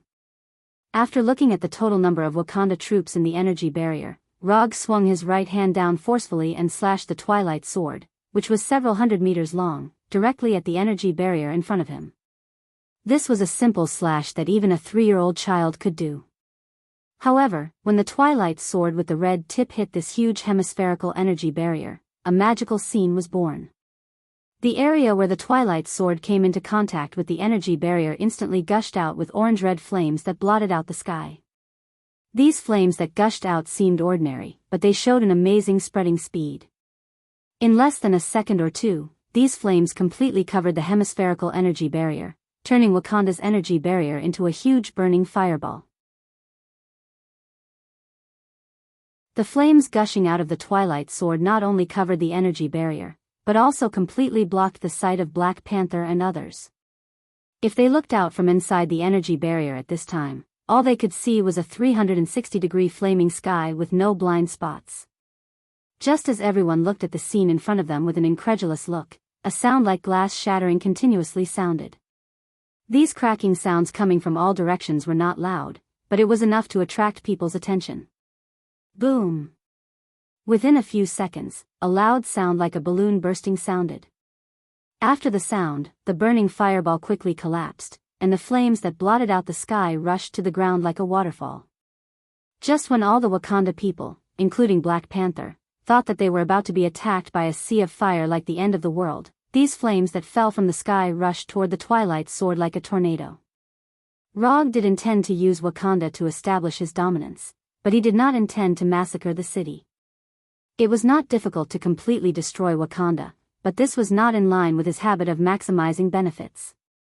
He wanted Wakanda's vibranium. He also wanted Wakanda's technology. As for these people of Wakanda, he did not intend to waste them either.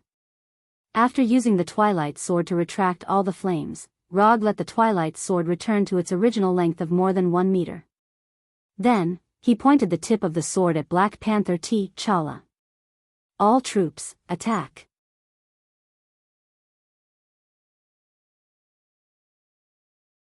Chapter 559. The Special Forces and werewolves on the ground launched a charge against the Wakanda army, and the Nova and Narrow fighters in the sky also joined the battle for the first time. Unlike the Wakanda army, who had high-tech weapons but still fought like a primitive tribe, Konoha's special forces and the werewolves proved what modern warfare is.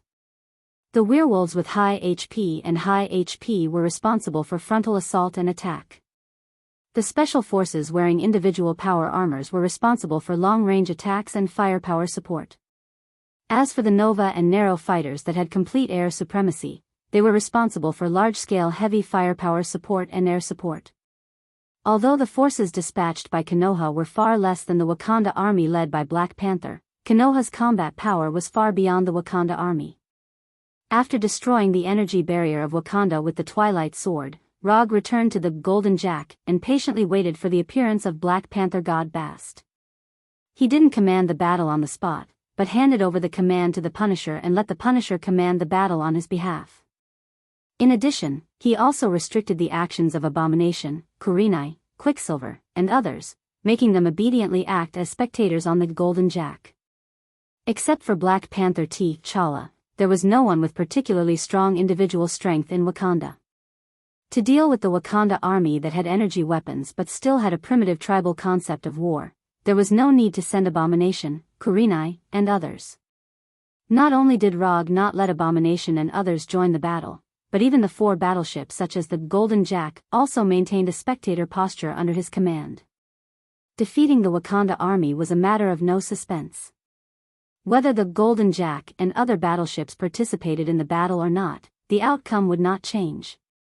And compared to Konoha defeating the Wakanda army, Rog was more concerned about when the Guardian of Wakanda, Black Panther God Bast, would appear. Time passed by little, and the war on the ground began to gradually develop into a one-sided situation. In addition to Rog and others on the battleship watching this completely unfair battle, the audience of other countries also saw the real-time broadcast of the battle through the news. For the audience, the battle between Konoha and Wakanda was like a scene out of a sci-fi movie. Energy beams of various colors danced in the air. The individual power armors of Konoha's special force and the vibranium energy weapons of Wakanda's soldiers gave the audience in different corners of the world the illusion that they were watching a futuristic sci-fi war. However, in this futuristic sci-fi war, the most eye-catching ones weren't Konoha's special forces or Wakanda's soldiers, but the werewolves with an average height of 2.5 meters. Although these werewolves did not have any equipment or energy weapons, their sharp claws and fangs were the most lethal killing weapons. Unlike being hit by bullets and energy beams, the Wakandan warriors who were entangled with the werewolves did not even have the chance to leave their corpses intact. They had to report to their guardian, the Black Panther God Bast. It was a bloody and primitive hand-to-hand combat, where energy weapons clashed against each other. These 2 completely different styles of battle were strangely merged together, creating an alternative war scene between Konoha's army and Wakanda's army. Golden Jack, main control room of the battleship. Are you sure this can lure out the Black Panther God Bast? Rog, sitting in the captain's position, turned his head and asked Dr. Doom, who had been silent since boarding the battleship. Don't doubt my research results. As long as your troops can maintain this stable killing efficiency, the Black Panther God Bast will definitely appear. Doom's voice sounded slowly, and he answered confidently. I hope so. Rog didn't doubt Doom's research results, but he instinctively felt that things wouldn't be so simple. If it was so easy to lure out the Black Panther God Bast, then Bast's thinking was a bit too simple. As long as one had a normal IQ, it was easy to see that Konoha deliberately restrained some of its power. Konoha's method of preserving its strength usually only had two situations. The first was that Konoha didn't put Wakanda in its eyes at all, so it didn't want to go all out. The other was that Konoha had other plans, so it preserved some of its strength just in case. Although the predecessor of the Black Panther god Bast was a Black Panther, in any case, it was a god. It was impossible for it not to see through Konoha's simple and straightforward method. Any existence that can break through the original level of life and be promoted to a god can't be a fool, so Rog always felt that things wouldn't be so simple. Just when Rog was considering whether to let the Punishers increase the attack power and let more Wakanda soldiers go to the Black Panther god Bast's divine kingdom, the originally endless blue sky quickly dimmed. Glancing at the sky that seemed to turn from day to night in an instant, a satisfied smile appeared on Rog's face. The Black Panther god Bast really appeared. Order the troops to withdraw, all troops retreat 10 kilometers. After letting Sharon Carter inform the Punishers who were commanding the battle on the ground, Rog stood up from the captain's position and opened the portal connecting to Konoha's headquarters. With the opening of the portal, Fenrir, who was in Konoha's headquarters, curiously stretched his head and looked at Rog with a confused face. Black, transform into the form of the Northern Cold Sword, we are going to kill a god. As soon as Rog finished speaking, Black emerged from Fenrir's head and transformed into the Northern Cold Sword without saying a word. Black was a symbiotic living weapon he created based on the legendary Black Death Sword. Although Black didn't become as powerful as the Black Death Sword, at this time, Black was the most suitable weapon to kill a god. After all, his ancestor, Black Death Sword, had a glorious record of killing Kagami. After putting on the Northern Cold Sword, Rog and Doctor of Destruction Doom left the Golden Jack without looking back. Although the soldiers and reporters of other countries didn't know why Konoha's troops suddenly began to withdraw, their intuition told them that it was a wise decision to retreat with Konoha's troops. It didn't take long for Konoha's troops to withdraw 10 kilometers away in accordance with Rog's request. At the same time as Konoha's troops withdrew, Wakanda's army, which had more than half of its casualties, also began to withdraw quickly without the slightest hesitation. Others may not know what this sudden change in the weather means, but as the king of Wakanda, Black Panther T'Challa was very clear about what was happening now. The reason why Black Panther T'Challa dared to say in front of Rog that Wakanda was not afraid of any enemy was not because Wakanda had vibranium technology that far exceeded the technological level of Earth, but because they had a great god who always protected them. As long as Black Panther god Bast was there, Wakanda would not be afraid of any enemy. No one can withstand the anger of a god. Not in the past, not now, and not in the future. From a secular point of view, there was no problem with Black Panther T'Challa's idea. It's just that he ignored a very serious problem. Gods were also divided into strong and weak, and there was also the risk of death and fall. Gods were not invincible eternal existences.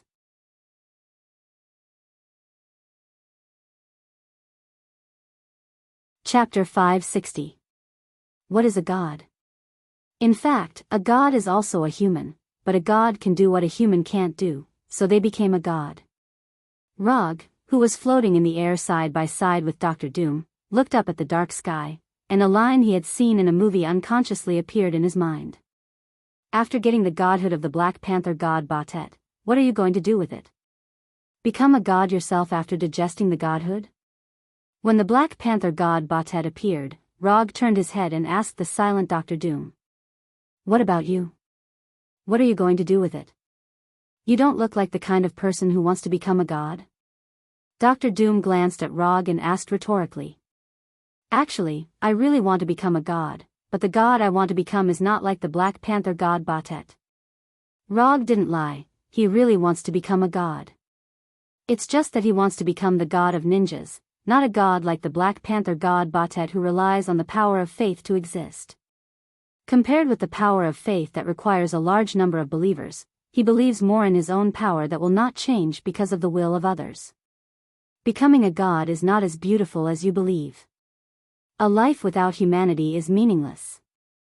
Not knowing whether he was persuading Rog to give up the idea of becoming a god, or persuading himself to give up the fantasy of becoming a god, Doom said slowly in an extremely serious tone. Well said. In terms of humanity and life, Rog agreed with Doom's statement and nodded silently. Just by looking at the relaxed appearance of the two of them now, it is completely impossible to imagine that what they are going to do next will be a crazy battle of god slaying. Perhaps this also has a lot to do with the fact that both of them are people who have seen big scenes. For others, gods or demons only exist in myths and legends. But for the two of them, not only have they seen the so-called gods and demons with their own eyes, but they have also really fought. For example, in Hell, they had a fairly fair battle with the Lord of Hell, Mephisto. Although they didn't manage to defeat Mephisto in that battle, they had achieved their goal perfectly. They sent the soul of Doom's mother to heaven and escaped from Hell alive from the hands of the enraged Mephisto. Although the Black Panther god Bast was the guardian of Wakanda, there was no way he could be stronger than the Lord of Hell, Mephisto. If Rog didn't guess incorrectly, Black Panther god Bastet's strength was at most on the same level as them, which was the level of Yation Father. It was not that Earth could not give birth to a Heavenly Father-level existence, but it was definitely not enough to rely on the faith of Wakanda alone. If the Black Panther god Batet could become the faith of all of Africa, or even the faith of all of Earth, it might be able to open the door to becoming a Heavenly Father. However, this was clearly an impossible task for Black Panther god Batet. Black Panther god Batet didn't let Rog and Doom wait for too long. When the Black Panther brought the surviving Wakanda warriors back to the city, Black Panther god Batet, who had been guarding Wakanda for God knows how many years, finally appeared. Under the howling wind and the illogical moonlight, thunderclouds with lightning twined around them quickly gathered and condensed into a huge panther head that was hundreds of meters in size in front of Rog and Doom. The flashing lightning in the thunderclouds became the eyes and mouth of the panther head, roaring wildly at Rog and Doom. It seems to be looking down on us. It's actually using this energy body to threaten us, Rog said with a smile. Whether it was Rog or Doom, neither of them took Black Panther god Bastet's roar to heart. Not to mention that the one baring its teeth and roaring in front of them was just an energy head condensed from thunderclouds. Even if Bastet's true body was baring its fangs and brandishing its claws at them, they wouldn't have any fear. Don't waste time, let's end this quickly. After saying that, red and blue magic formations appeared around Doom's armor and body. He didn't like this kind of battle where people were watching. Now, he didn't know how many cameras and surveillance satellites were aimed at them, trying to film or monitor their battle. For him, this felt like he was taking the initiative to expose his trump card in front of people. No problem. After Dumu entered his battle state, Rog did not hesitate at all. He took a deep breath, and unleashed the immortal mode that he had not used for a while. Shikatsu Forest, Sage Mode. In just an instant, he absorbed enough natural energy from the surrounding air to transform chakra into Immortal Technique chakra. Red eyeshadow and lines appeared around his eyes and forehead. His Sage Mode that was already far beyond ordinary people also received a terrifying increase at this moment. After entering Sage Mode, he decisively used his first Immortal Technique. Immortal Technique, Shadow Clone. After using chakra to create 4 shadow clones, they quickly rushed to the east, south, west and north without needing his instructions. Then, they joined forces to cast an extremely powerful boundary ninjutsu. Immortal Technique, 4 Crimson Yang Formation. The 4 Violet Flame Formation was a boundary ninjutsu developed by Rog himself, and the 4 Crimson Yang Formation was developed by Hinata. After Hinata showed amazing and unreasonable ninjutsu research and development ability, Rog gave all these research and development tasks that require a lot of time and calculations to Hinata. The 4 Crimson Yang Formation that was jointly cast by 4 Kage-level ninjas with chakra has the terrifying strength to resist the 10-tailed Bija bullet. And the 4 Crimson Yang Formation in the Immortal Technique state is stronger than the ninjutsu state. A red rectangular barrier with transparent flames quickly formed, completely enveloping Rog, Doom, and Black Panther god Batet. The purpose of casting the 4 Crimson Yang Formation wasn't to prevent others from interfering in the battle, but purely to prevent Black Panther god Batet from turning around and escaping. If Black Panther god Batet were to escape, they might not be able to find him again next time. Old rules, I'll go first and you back. As soon as his voice fell, Rog pulled out the northern cold sword on his waist and attacked the huge Black Panther god Batet in front of him. The battle of god slaying has officially begun. In just a blink of an eye, Rog, wearing the Yondaime Hokage Haori robe and holding the northern cold sword, rushed to the front of the Black Panther god Batet. Under the gaze of Black Panther god Batet, his left hand gently brushed the blade of the northern cold sword, leaving a visible lightning bolt on the pitch-black northern cold sword. With the entanglement of lightning, the blade of the northern cold sword instantly soared to the size of tens of meters, and like the scythe of the god of death, it slashed the huge Black Panther god Batet in front of him.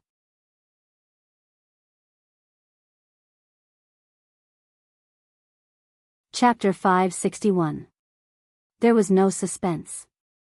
Rog's northern cold blade went straight into the head of the Black Panther formed by the thunderclouds. The moment the northern cold blade went into the head, the silver-white lightning on the blade shone brightly like a meteor cutting through the night sky. It went from the forehead of the Black Panther to its mouth. The northern cold blade, which was dozens of meters long, was far smaller than the Black Panther head formed by the thunderclouds. However, in terms of sharpness and sturdiness, the northern cold blade was far superior to the Black Panther head. Even if the thunderclouds had the divine power of Black Panther god Batet, it was impossible to make the thunderclouds as hard as steel. Moreover, even if it was real steel, the northern cold blade could still cut it in half like a hot knife through butter. Rog's northern cold blade had just cut through the Black Panther head when a golden ball of light, like the sun, appeared in Doom's hand in the distance. Holy light expulsion. Just as the enormous Black Panther head was about to swallow Rog, Dr. Destruction shot out the basketball-sized golden ball of light in his hand like a cannonball. In front of this golden ball of light, which was filled with dense holy power, distance seemed to have lost its meaning. In just an instant, the golden ball of light arrived in front of the Black Panther head. Then, like the sun, it exploded with a blinding light that covered the entire night sky. Sizzle, under the baptism of the holy power, the Black Panther head, which was hundreds of meters long, melted quickly like snow under the hot sun. Although the golden ball of light that Doom shot out exploded near Rog, it was different from Black Panther god Batet, who relied on the power of faith to become a god. He did not suffer much damage. To some extent, the holy power that came from heaven was also a manifestation of the power of faith. However, compared to the pure power of faith, heaven's holy power was the power of faith that had been modified by the Creator. It was a power of faith that could be used by more people. The reason why Doom chose to use holy power to attack Black Panther god Batet at this time was because the holy power that came from heaven had an extremely overbearing attribute. In heaven's belief system, any belief that did not come from the Creator was an evil god's belief. In other words, in heaven's judgment, evil gods were more evil than hell's demons. The wars between the churches in the Middle Ages were a clear example. Therefore, when he decided to carry out this crazy god-slaying plan with Rog, Doom had already thought about how to use his divine power to fight against the Black Panther god, Batet.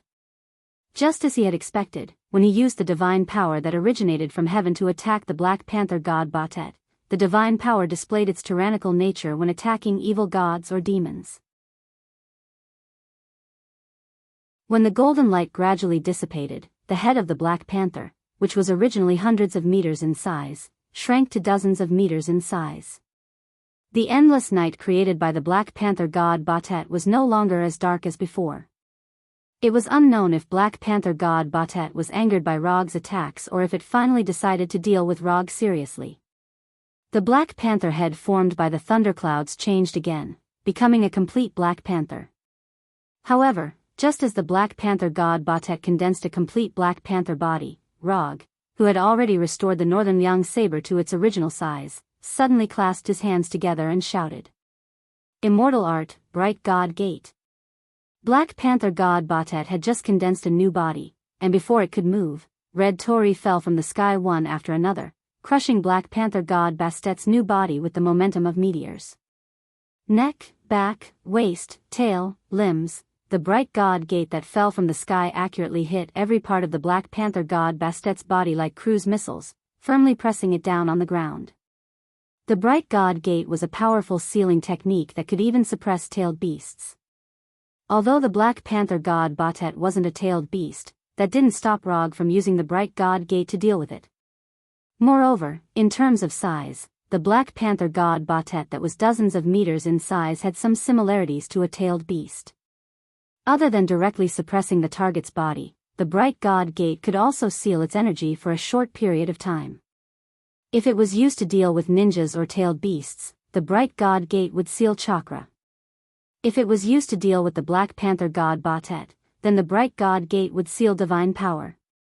When Rog used the immortal art, bright god gate, to forcefully suppress the Black Panther god Batet to the ground, Dum also used his second wave of attacks. Holy Purification. The holy purification that Dum used to deal with the Lord of Hell Mephisto appeared once again. The holy light that was like the descent of the heavens completely enveloped the Black Panther god Batet. Under the baptism of the holy light, the thundercloud body condensed by Black Panther god Bastet's divine power exploded like a punctured balloon, turning into nothingness under the holy light. In less than 10 seconds, Rog and Dum completely defeated the Black Panther god Bastet's divine power clone, using unquestionable facts to prove that the two of them had the strength to slay gods. As the Black Panther god Bastet's divine power clone dissipated, the dark night sky became much brighter, no longer having that oppressive darkness. Come out, I know you're here. Rog didn't care about the Black Panther god Bastet's divine power clone dissipating, and spoke to the empty air in front of him. Although the Black Panther god Batet had only revealed his divine power clone, he was 100% sure that the Black Panther god Bastet's true body was within the 4 Crimson Yang formation. Whether it was instantly changing the weather or condensing a divine power clone, it wasn't something that could be done from a divine kingdom. If the Black Panther god Bastet's divine kingdom could have such an obvious effect on reality, he would have broken through to the Heavenly Father level long ago. After waiting patiently for a few seconds, a low beastly roar sounded in Rog and Dum's ears. This was a very clear threat. However, Rog and Dum didn't take this threat to heart. If they were afraid of this threat, they wouldn't have come to provoke the Black Panther god Batet. The low roar filled with warning and threat sounded, but the Black Panther god Batet had no intention of revealing his true body. What is this, hiding in the dark to scare us? Rog couldn't figure out what the Black Panther god Batet was thinking at that moment. Byakugan, open. Since you don't want to take the initiative to come out, then I'll force you to show yourself. With the immortal technique 4 Crimson Yang formation, Rog wasn't worried that the Black Panther god Batet would quietly return to his divine kingdom. In any case, the 4 Crimson Yang formation was a boundary ninjutsu. And one of the characteristics of boundary ninjutsu was that it had a space isolation effect. If it couldn't even achieve this most basic space isolation, it would be impossible for the 4 Crimson Yang formation to become a higher level boundary ninjutsu than the 4 Violet Flame formation.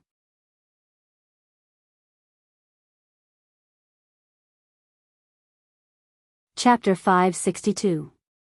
With the activation of Byakugan, everything in the 4 Crimson Yang formation appeared clearly in Rog's line of sight.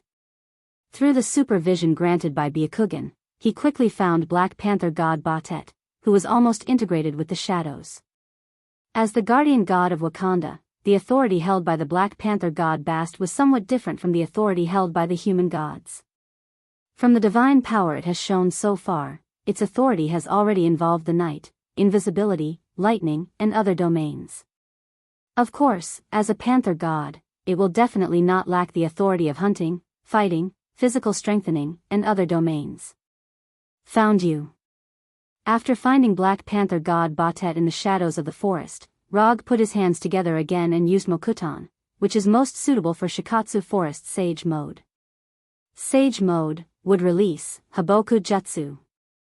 The Sage Mode chakra in Rog's body instantly poured into the ground, and huge wooden palms emerged from the ground and directly grabbed Black Panther god Batet, who was hiding in the shadows.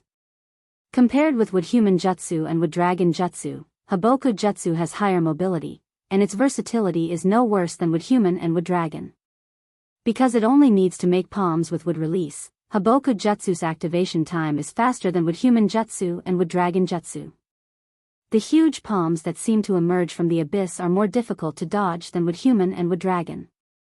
When the huge palms made by Haboku Jutsu emerged from the ground one by one, Black Panther god Batet knew that its position has been exposed.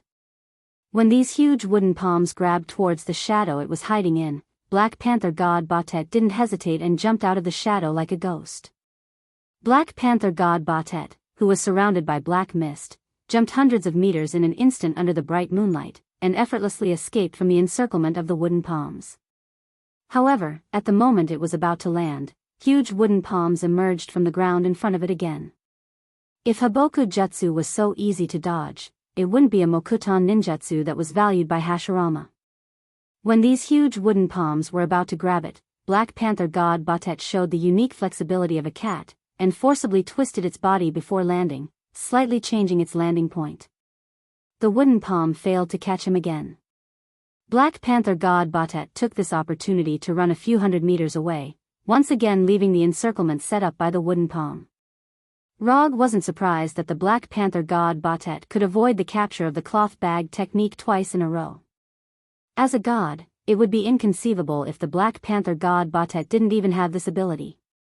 Moreover, from the Black Panther god Buster's 2 dodges, he discovered a fatal weakness of the Black Panther god.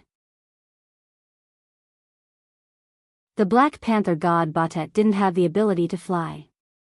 Although this seemed a little inconceivable, it was proven that the Black Panther god Batet did not have the ability to fly. If it had the ability to fly, it wouldn't have needed to spend so much effort to dodge the second time. A simple rise into the air would have allowed it to escape the grasp of the wooden palm. Of course, they couldn't rule out the possibility that the Black Panther god Batet was deliberately hiding his strength. However, Rog doubted that with the Black Panther god Bastet's personality and way of thinking, he would not be able to come up with such a plan. He didn't doubt Black Panther god Buster's intelligence. He just felt that this didn't match Black Panther god Buster's style. "I'll restrain him. You can start preparing that fatal strike." When the Black Panther god Batet dodged the capture of the cloth bag again, Rog didn't control the wooden palm to attack him again.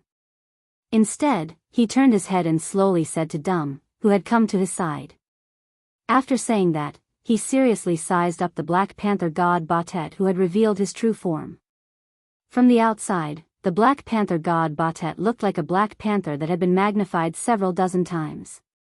He had shiny black fur all over his body, faint purple eyes, and sharp fangs and claws that emitted cold light. He didn't know if it was his own misconception, but when he was sizing up the Black Panther god Batet, Rog felt that the Black Panther god Batet and Fenrir were indescribably compatible. Although one of them was a canine, and the other was a feline. Both of them had silky smooth black fur, and their body sizes were very similar. Fenrir had a shoulder height of 4 to 5 meters, and a body length of over 10 meters. Her intelligence wasn't low, and she was very wild. The Black Panther god Bastet's shoulder height and body length were about the same as Fenrir, and he also had a rather high intelligence, and was also very wild. If he hadn't already discussed with Dum to split the Black Panther god Bastet's divinity equally, Rog had the urge to ask Fenrir if she would mind starting a cross-species same-sex love. Thinking of this, he suddenly noticed something that he had never paid attention to before. Batet should be a male, right? Dum, who was preparing a fatal blow, was stunned for a moment. Although the metal mask blocked his expression, Rog could tell from his eyes what he wanted to express. "Are you kidding me? Seems like it." Rog didn't care about Dum's gaze that looked like he was looking at an idiot, and said to himself. In fact, strictly speaking, the gods didn't have a so-called gender. If they wanted to, they could change their gender at any time. This wasn't difficult for the gods who had grasped the power of faith.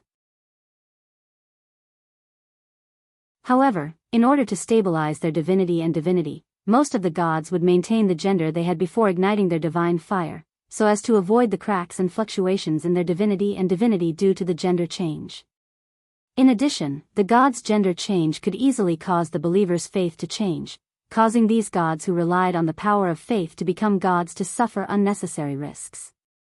After shaking his head to get rid of these messy thoughts from his mind, Rog once again controlled the polybag technique.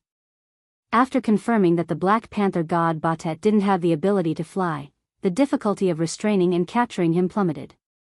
The Black Panther god Batet did indeed have decent speed and agility, but as long as he couldn't fly, he wouldn't be able to dodge the following wooden palm. The reason was simple, because Rog planned to let the wooden palm of the polybag technique cover every corner of the barrier. In terms of cost-effectiveness, this was a very wasteful action of the immortal technique chakra. However, this was nothing to Rog, who had 0.65 chakra and had entered sage mode. When he clasped his hands together again, the immortal technique chakra in his body crazily poured into the ground as if it was free. In an instant, tens of thousands of wooden palms poured out from every part of the ground in the barrier, constructing an endless hell made entirely of wooden palms.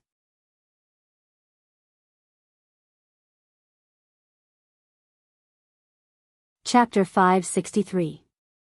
Aren't you jumping around? Why don't you jump around again for me to see? This thought should have appeared in the mind of the Black Panther god Batet, who had a higher level of life. But now, the Black Panther god Batet, who was regarded as a protector by the Wakanda people, was being chased around like a cat by Rog, who used the wood release, complete cloth bag technique. It had to be said that felines were far more agile than humans and canines.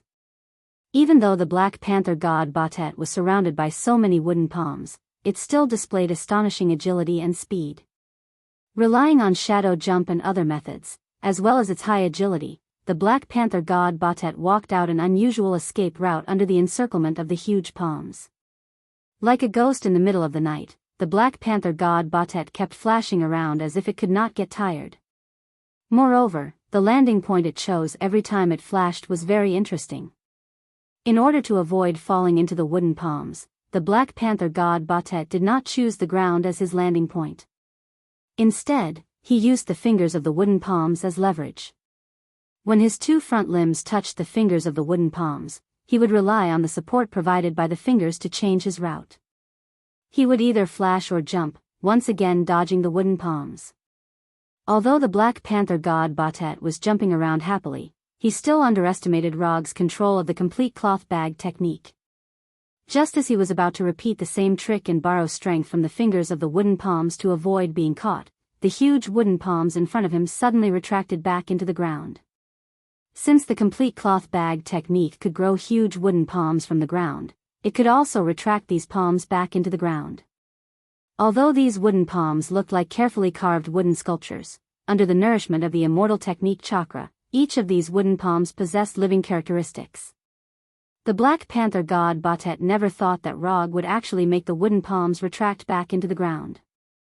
Moreover, the palms that retracted back into the ground were not just the ones in front of him. In the blink of an eye, all the wooden palms around him retracted back into the ground, turning the area around him into an empty space. Unless he could fly, the only ending in front of him was to fall to the ground. Although the Black Panther god Batet was a god, he was a god that could not fly. Therefore, it could only obey the laws of gravity on Earth. Black Panther god Batet knew that it would be in danger of being caught if it landed, but it didn't have a second choice. Whether it was the power of lightning or the power of shadow, it could not change the fact that it was about to land. However, this did not mean that it would give up without a fight. The moment he landed on the ground, he immediately used shadow jump to leave the area. Although the casting speed of the cloth bag technique was fast, the Black Panther god Batet had absolute confidence in changing its position before the wooden palms reappeared. Black Panther god Bastet's idea wasn't wrong, but he had overlooked a very important point. Rog wasn't the kind of person who would play his cards according to common sense. Just as all of its attention was focused on the moment of landing, Rog made the first move. Two gigantic palms, each over 100 meters long, emerged from the ground like the hands of a demon. The two palms appeared on the left and right sides of Black Panther god Bast. Just as it realized that something was wrong, the two gigantic wooden palms suddenly clasped together and interlocked their fingers. If Hinata was here now, she would definitely recognize that the two palms clasped together was a hand seal, and it was the last hand seal commonly used in wood release. Immortal technique, wood release, diamond motionless. From the point of view of the attack, this would release ninjutsu called diamond motionless is just holding the two wooden palms together in the form of a hand seal. But in fact, this is one of the would-release ninjutsu developed by Rog himself. Of course, it was without the help of ninjutsu master Hinata.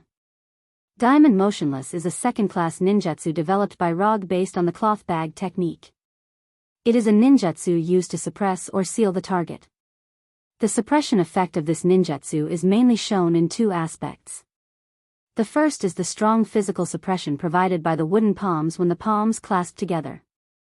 The second is to use the constantly flowing chakra in the palms to disturb the energy flow in the target's body, so that the target can't break free through magic or other spell-type skills.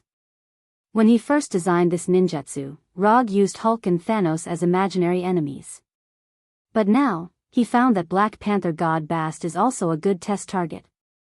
Black Panther God Batet, who was being suppressed by Mokutan, Kingang's Mokutan, Kingang's Mokutan, Kingang's Mokutan, Kingang's Mokutan, Kingang's Mokutan, Kingang's Mokutan, Kingang's Mokutan, Kingang's Mokutan cunning human.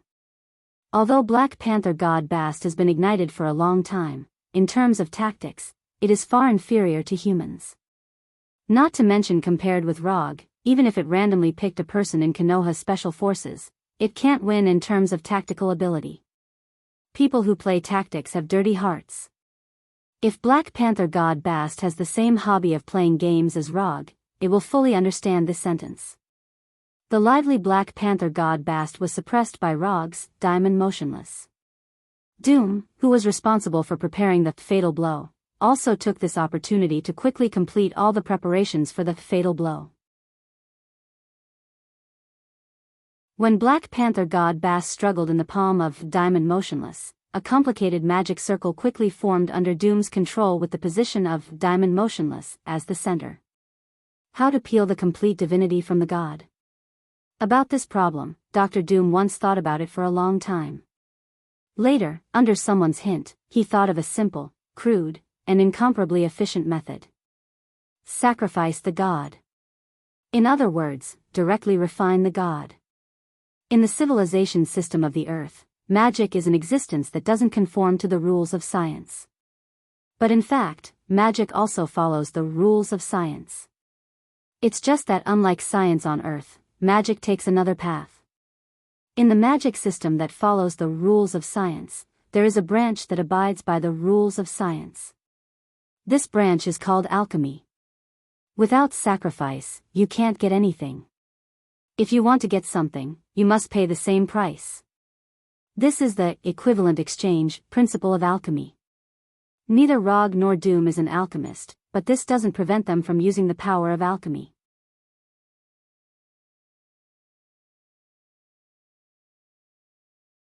Chapter 564.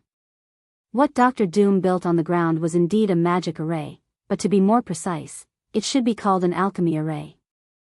Although Rog and Doom intended to seize the divinity of Black Panther God Batet, they did not intend to do so in a normal way. First, defeat Black Panther God Batet, then consume its divinity and divine power, and finally separate its divinity. This was the most commonly used method and the most orthodox method. However, this method was a bit too complicated for Rog and Doom. Therefore, they chose a simpler and more crude method, which was to use alchemy to separate the divinity of Black Panther God Batet. Through the alchemy array, they sacrificed Black Panther God Batet to the Gate of Truth. Using the principle of equivalent exchange of the Gate of Truth, they completely separated the divinity, divine power, and divinity of Black Panther God Batet. The true body of Black Panther God Batet, as well as its divine power and divinity, would be sacrificed to the Gate of Truth. And its divinity would be separated separately and become Rog and Doom's spoils of war. Equivalent exchange, each taking what they need. This was the fatal blow that Rog and Doom prepared for Black Panther God Batet. If Black Panther Chara knew that Rog and Doom had this idea from the beginning, he would not have taken the royal guards to attack Konoha. He just wanted to seek justice for his father, Chara, and let others know what the consequences of maliciously obtaining vibranium were. But he would not have thought that his decision would ruin the patron of Wakanda, and even make the vibranium resources that belonged to Wakanda completely become the private property of others. Let's begin. When the alchemy circle on the ground emitted a blue light, Rog deactivated the Mokutan, Kingang's Mokutan, Kingang's Mokutan, allowing Black Panther God Batet to regain its freedom of movement. But before Black Panther God Batet had time to rejoice, the lightning on the alchemy array passed through the wooden palm like tentacles and touched its body. The moment the lightning touched it, it realized the danger it was in. However, it was too late. The alchemy formation had already begun to operate. It was located at the center of the alchemy formation, and not only was it an offering to the Gate of Truth, but it was also the energy source for the alchemy formation to continue operating. Because he wasn't the one performing the alchemy, Rog could only see the light blue lightning constantly striking the wooden palm and the Black Panther God Bastet's body, breaking them down into their purest form. In less than a second or two, the giant palm and the Black Panther God Batet completely disappeared from the refining array. Rog could not see the Gate of Truth that appeared when the alchemy circle was sacrificed, but Doom the spellcaster could clearly see everything that happened within the circle. Doom's consciousness entered an empty space that was so pure that it was oppressive. In this pure white space, a huge double stone door floated quietly in front of him. Above the gate was a tree of life with 10 rings connected to it. Below the tree of life, there were 10 wings of different sizes that represented 10 different kinds of grand cultivators. As an experienced mage, Doom was naturally not unfamiliar with the tree of life. However, he had only seen the Gate of Truth in magic books before. This was the first time he used alchemy to summon the Gate of Truth. After sizing up the floating Gate of Truth, Doom set his gaze on the Black Panther God Batet who was lying beside him. The Black Panther God Batet did not have the shocking size he had in the outside world. He looked just like an ordinary Black Panther. Although the Black Panther God Batet struggled with all his might, all of his resistance was meaningless in front of the Gate of Truth. He was forcefully pressed to the ground by an invisible, powerful force. I, Victor von Doom, sacrifice the Black Panther God Batet to you.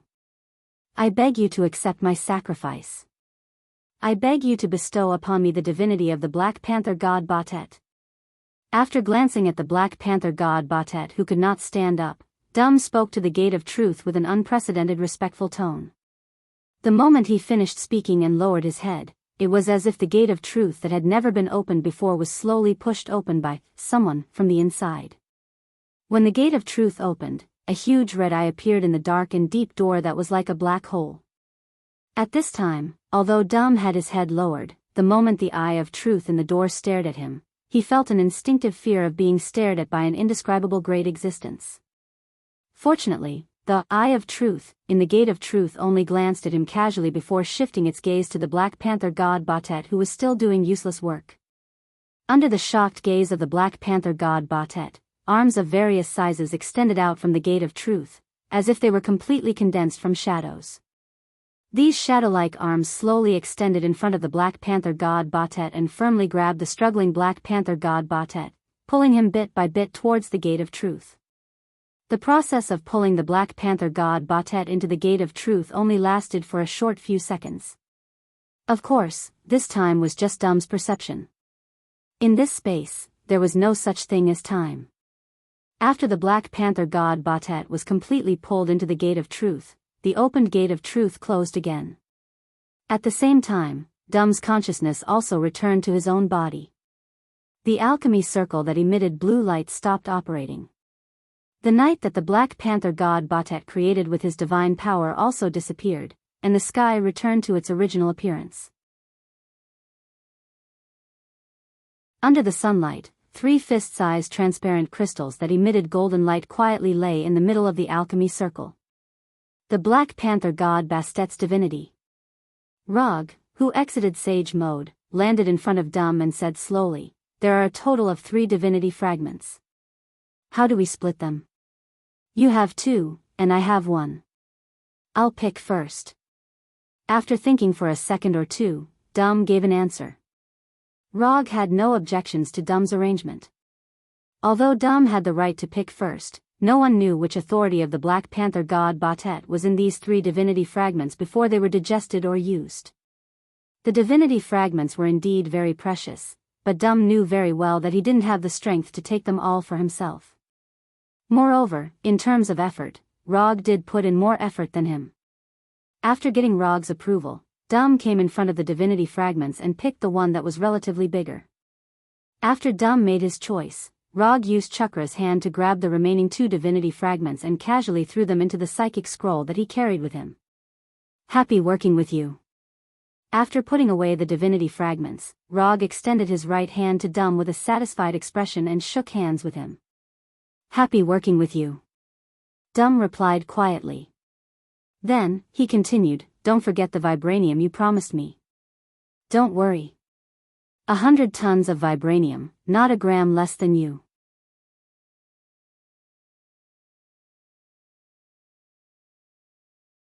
Chapter 565. 100 tons of vibranium seems to be a lot, but compared to Wakanda's tens of thousands of tons of vibranium reserves, it's only a small part. Dum's sacrifice is definitely worth the 100 tons of vibranium. Good. Then I'll go back first. If there is such a cooperation in the future, you can contact me at any time. After receiving the divine spark of Black Panther God Bast, Dum began to arrange the teleportation formation and quickly disappeared in front of Rog. After Dum left, Rog gave a new order to Konoha's army that retreated 10 kilometers. An hour later, in the King's Hall in Bernzana, Wakanda's capital. Rog, wearing the Yondaime Hokage Haori, casually sat on the vibranium throne that symbolized the Wakanda king, glancing at Black Panther T'Challa and the members of the Elder Tribal Council kneeling in the hall. Around them, the corpses of the royal guards and Wakanda soldiers were lying everywhere. As far as I know, the Wakanda kings were all born from fighting. I'm stronger than any of you, so it's not against your customs to let me sit on the throne, right? Rog seemed to be asking Black Panther T'Challa and the elders, but everyone present could hear that he was mocking Wakanda's primitive tribal succession system. You've won, there's no need to continue to take advantage of these words. Just say it, how are you going to deal with us? Taking off his helmet, Black Panther T'Challa, who was kneeling in the hall, suppressed the anger in his heart and said with gritted teeth. As expected of the Wakanda king recognized by Black Panther God Bast, you have more backbone than these so-called elders. The winner takes all, the loser eats the dust. I'm the winner now, so whatever I want to do with you is my right. You don't have to count on other countries or the international community to provide you with any help. In this case, no country or organization will risk offending Konoha to help you. Rog looked at Black Panther like he was looking at a slave, and said to him like a real king. Hokage-sama, no matter what you want, just say it. As long as Wakanda can do it, we will definitely do it. We will definitely not disappoint you. The one who spoke was not Black Panther Chara. Instead, it was a tribal elder with a huge ring on his lips kneeling beside him. This elder was much older than T'Challa, and was more open about the outcome of Wakanda's defeat than T'Challa. More importantly, after this defeat, Chara would definitely not be able to continue as the king of Wakanda. However, as long as Wakanda still existed, he would still be a member of the Wakanda Elder Tribal Council, one of the respected elders of the tribe. Because of this, he was more accepting of Wakanda's defeat than T'Challa. However, just as he waited expectantly for Rog's answer, he saw Rog suddenly raise his right hand into the shape of a pistol. Water release, water iron cannon. Under the gaze of this tribal elder, Rog shot out a liquid bullet from his right index finger, accurately hitting his forehead and ending his life. I hate people who wear strange clothes and think they are infallible. After casually killing the tribal elder, Rog didn't look at Black Panther Chara again and said with a blank expression, from now on, everything in Wakanda belongs to Konoha. Whether it's vibranium, the technological products derived from it, or even your life, they are all Konoha's property. I'm not a demon, and I'm not interested in exterminating your race. But I'll say it first, if anyone tries to resist or provoke Konoha, then don't blame me for being cruel. Death is not the most painful thing, do you understand?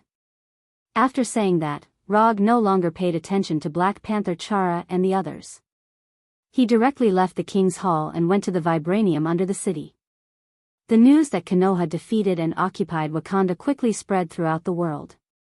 For Konoha's overbearing military action, many self-proclaimed righteous people condemned Konoha. However, Konoha didn't put these public condemnations in their eyes, and unmoved, they carried out the plan called Wakanda Demolition. Under Rog's signal, Konoha began to crazily mine vibranium. Every king before Wakanda pursued the idea of controlling the mining of vibranium. After all, to some extent, vibranium is also a rare resource that can't be regenerated. But when Wakanda fell into the hands of Rog, everything changed. Not only did the underground vibranium usher in the largest mining in history, but even the vibranium used in the daily life of Wakanda people and related technological products derived from it were forcibly taken back by Konoha. Didn't Wakanda always claim that they are an agricultural country? Rog is now helping them fulfill this wish. The mined vibranium and the collected vibranium products were all sent to Konoha's hidden village on Tatooine. In addition to the vibranium and these technological products, all the research materials related to vibranium were also sent to Konoha's hidden village. Although Rog didn't kill the people of Wakanda, he uprooted the vibranium civilization of Wakanda. In today's internet age, it's not easy to clean up the information of a civilization. However, the isolation of Wakanda gave Rog an opportunity to completely destroy the vibranium civilization of Wakanda. This large-scale, Wakanda demolition operation was carried out for more than half a year before it gradually came to an end. In the process of Konoha's crazy mining of vibranium, some organizations that were not afraid of death tried to quietly take away some of the vibranium under Konoha's nose. However, Konoha quickly proved to the people of the world that they shouldn't have any ideas about Konoha's vibranium.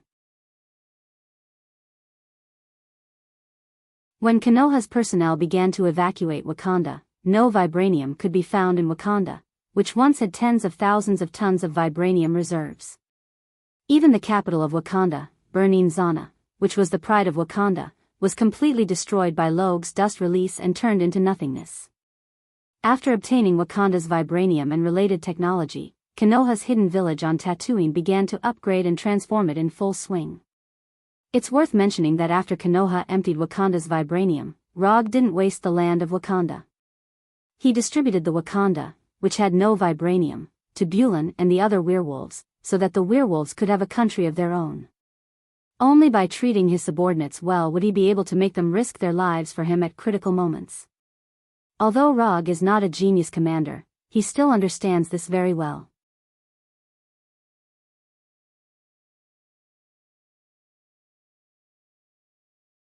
Chapter 566. Abandoned Planet, Morag. You'd better be sure that the damn Universal Spirit Ball is here this time. For more than half a year, you have taken us around the universe like fools. After getting off the Milano rocket, who was holding an energy rifle, said to Star-Lord behind him with a dissatisfied look. Please believe in my professionalism, I am the best in the field of finding lost treasures. Star-Lord didn't care about Rocket's complaints and analyzed the road ahead with the artificial building restoration analyzer in his hand. Professionalism? You still have the nerve to mention professionalism. Your professionalism has made us waste more than 8 months of our time in vain. Rocket was full of resentment when he thought of the past 8 months or so. When Bakht first accepted Rog's commission, Rocket thought it would be a good commission with low risk and high return. But he never thought that it would take them more than 8 months to find the Universal Spirit Ball. Considering the time and energy that has been wasted so far, he felt that the 200 million star coins reward given by Rog was a bit too little.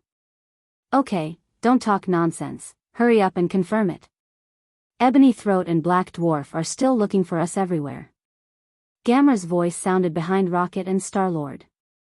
They are not the only ones who are looking for the Universal Spirit Ball, and Thanos is also looking for the Universal Spirit Ball. Of course, Thanos himself would definitely not waste time on this search process, so he sent Ebony Throat and Black Dwarf of the Dark Five generals. When they first started looking for the Universal Spirit Ball, Star-Lord and others did not know this. But when they met Ebony Throat and his party on an abandoned planet, the situation was different. They don't know what Ebony Throat and Black Dwarf were thinking. After coincidentally bumping into Star-Lord and others, they directly stared at Star-Lord and others and hunted them all over the universe like hounds. In order to get rid of Ebony Throat and others, Star-Lord and others broke out in several battles with Ebony Throat and others. Relying on that divine energy that has not been fully mastered, Star-Lord barely took a little advantage in the battle with Ebony Throat, and slightly got rid of Ebony Throat and others, and gained some undisturbed time. After hearing the names of Ebony Throat and Black Dwarf, Star-Lord and Rocket closed their mouths at the same time and began to search for the whereabouts of the Universal Spirit Ball in this temple that has been abandoned for God knows how many years. Tatooine, Konoha Hidden Village, Naruto Training Room. After joining forces with Professor Doom to get rid of the Black Panther god Batet, Rog once again began the simple and unadorned immortal body cultivation plan. After more than half a year, the development progress of the immortal body, which seemed to have been completely locked, finally improved again, from 90% to 95%. Although the improvement was not big, this was already the limit that Rog could achieve in the past 6 months. For the sake of this mere 5%, he had even set aside the cultivation of the nine-tailed resonance degree and focused all his energy on the development of the immortal body. Perhaps it was because this was a crucial point in the development of the immortal body. After the development of the immortal body reached 95%, the amount of chakra in his body ushered in the greatest increase in history. When the immortal body was 90% developed, the amount of chakra in his body was 0. 3 pillars. When the degree of development reached 95%, the amount of chakra in his body increased to 0. 5 chakra, which directly exceeded 50%. Plus the Kyubi chakra he could now use, his total amount of chakra reached an amazing 0. 85 chakra. The chakra that he had been longing for since the first day of crossing was finally in front of him. After the end of the day's training, he left the training room using quantum transmission. In a forest outside Konoha Hidden Village, he found the giant wolf Fenrir who had been excited for half a year. After getting the shard of the Black Panther god Batet, he intended to leave both shards for himself. However, after considering that magic was only his backup power, he fed one of the shards of divinity to Fenrir, trying to ignite his mount and pet's divine fire. The shard of divinity was fed, but Fenrir's digestion progress was very worrying. Half a year later, Fenrir didn't even completely digest the shard of divinity, let alone igniting the shard of divinity. Not only that, the shard of divinity also had extremely obvious side effects on Fenrir. Since eating the shard of divinity, Fenrir has been in this state of excitement as if injected with stimulants, crying and howling all day long, like a husky in heat. In order not to let Fenrir affect the normal life of the residents of Konoha Hidden Village, Rog drove him to the forest outside Konoha Hidden Village and gave him full freedom. "How do you feel today, is it better?" After teleporting to Fenrir, Rog touched Fenrir's big head and asked with concern. "Awoo. Awoo." Fenrir could have spoken, but after Estrus, he was too excited, so excited that Little Black couldn't bear it, so Little Black heartlessly abandoned the host. Without the help of Little Black, Fenrir returned to a state where he could only howl. Okay, I know. When I go back, I will ask them to send another batch of prey." After comforting Fenrir, Rog turned his head and glanced at the lush forest that was somewhat abnormal. The animals and plants on Tatooine had been eaten clean by the hive that was in a state of hunger all year round. But this problem was solved after Rog dealt with Igo. After bringing back a batch of plant seeds from Igo, natural environments such as grasslands and forests once again appeared on Tatooine. Because of the time, these plants have not completely covered the entire Tatooine for the time being. However, with the exuberant vitality of these plants, they will sooner or later make Tatooine full of vitality like Igo's star. After returning to the Hokage's office by flying Thor, Rog asked Number 2, who had taken over Konoha Hidden Village, to send a new batch of prey to Fenrir. Later, he found Hinata, who was addicted to the development of ninjutsu and had a pleasant dinner with her. This dinner was very rich. Just when he planned to have a good sleep to restore his strength, Number 2's mechanical voice sounded in the bedroom. "Sir, the Golden Jack has received an emergency distress message from the Milano." "Play the message." When Number 2 opened the message from the Milano, as instructed, Star-Lord's nervous voice suddenly sounded. "Thanos took Gamora and also took the Universe Orb. His men and the army are chasing us, we need help, now."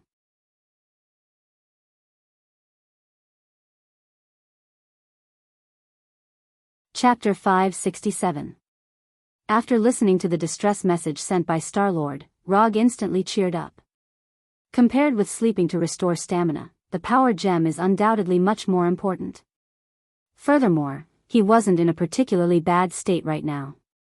He was just a little tired. Are you leaving again? How long will you be gone this time?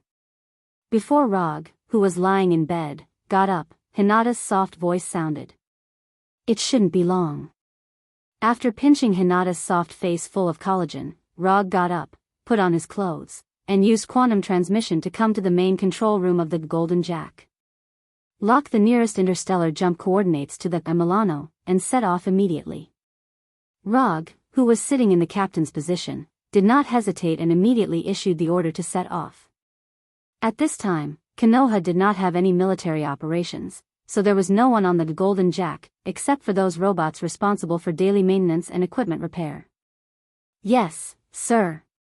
Now in charge of controlling the Golden Jack, it is a clone of Artificial Intelligence Number 2, Sparrow, who uses the same mechanical synthesized voice as Number 2. Under the control of Sparrow, the Golden Jack, hovering in the outer space of Tatooine, began to start the main engine and drove towards the set interstellar jump point. Damn it. Damn it. Damn it. I told you not to split up, but you didn't listen to me. At this time, Star-Lord was controlling the Milano to perform ultra-high-speed maneuvering evasive actions, avoiding the dozen or so small fighters behind them that were constantly firing at them. If you still have the strength to complain, it's better to find a way to get out of here as soon as possible. I don't want to take this little guy to fight Thanos' main ship. I am Groot. I agree with Rocket's statement. Rocket did not compete with Star-Lord for the piloting rights of the spaceship this time, but focused all his energy on the control of the energy cannon. Although there are only a dozen or so small fighters chasing after them. But behind these small fighters is Thanos' main ship, Temple Number 2. Whether it is driving the Milano against Thanos, Temple Number 2, or fighting Thanos' crazy Titan face to face, Rocket is not willing to do so. When Rocket first became a bounty hunter, he had already heard of Thanos' reputation. As a bounty hunter who often carried out shady missions, he understood the horror of Thanos better than most people. If Rog gave him the feeling of a legendary dragon that controlled the sky, then Rog's aura was much stronger than Rog's. Then, the feeling that Thanos gave him was that of the ancient Titan that dominated the earth and shared the limelight with the dragon in myths and legends. Monster. Both of them were monsters. At this time, Rocket began to regret accepting Rog's commission. It is precisely because of Rog's commission that they now have to face Thanos, who has the name, Crazy Titan. I'm Groot. Drax has to wear a spacesuit and go outside to stop those fighters, just as Rocket was controlling the energy cannons on the Milano to counterattack. Groot's voice suddenly sounded beside him.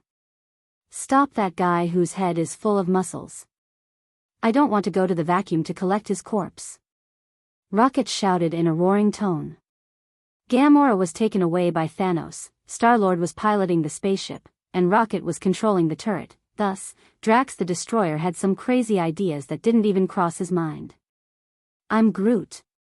It's too late, he has already connected the chain of the winch and gone out, Groot said silently. Why did I become teammates with such a person? Rocket didn't know what to say anymore. Drax the Destroyer, wearing a translucent honeycomb-shaped spacesuit, appeared in the aiming picture of the energy cannon at the tail of the spaceship. Through the aiming picture, Drax can be clearly seen holding an energy rifle and shooting around meaninglessly. When Rog took the Golden Jack to the coordinates attached to the Milano message, he found nothing. There was no Milano of Star-Lord and others, nor was there any Temple 2 of Thanos. There was no spaceship in the nearby universe. Is it still too late? Rog frowned. Contact the Milano and search the surrounding universe to see if you can find anything. After a few seconds of contemplation, he said to the spaceship's control system, Sparrow. Yes, sir. The emotionless mechanical synthetic voice sounded again. It has only been less than an hour since he received the message and arrived here. Although the Golden Jack has already exerted its fastest speed, it is obvious that Rog is still too late. Judging from the current situation, Star-Lord and others have either been wiped out by Thanos or have successfully escaped. No matter what the situation was, it was not good news for him. The universe is so big that it is slightly inadequate to use light years as a unit of distance. It is not an easy task to find traces of Thanos in the universe, or to find Star-Lord and others who have escaped to who knows where. Call failed, we cannot contact the Milano for the time being. The wreckage of the spaceship was found at the double circle coordinates, 90 degrees, 30 degrees, 296 degrees. Sparrow reported the discovery to Rog. Let's go and take a look. Send a cross-domain over-distance message to the Milano, and ask them to send their current location. When they are in the same universe as the Milano, conventional calls and information transmission methods will be effective. When the Milano leaves the original universe through an interstellar jump, it can only contact the other party through a cross-domain over-distance message. In simple terms, this is equivalent to sending a text message to the other party.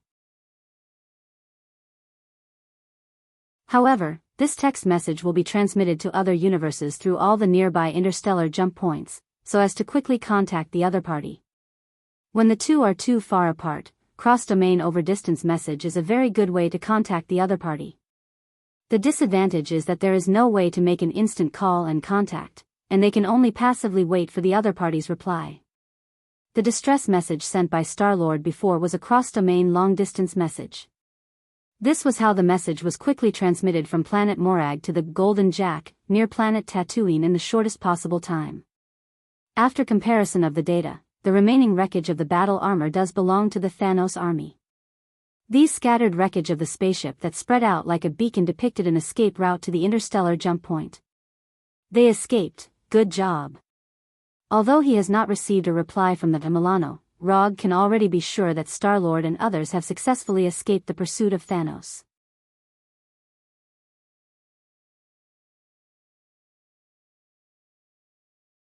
Chapter 568.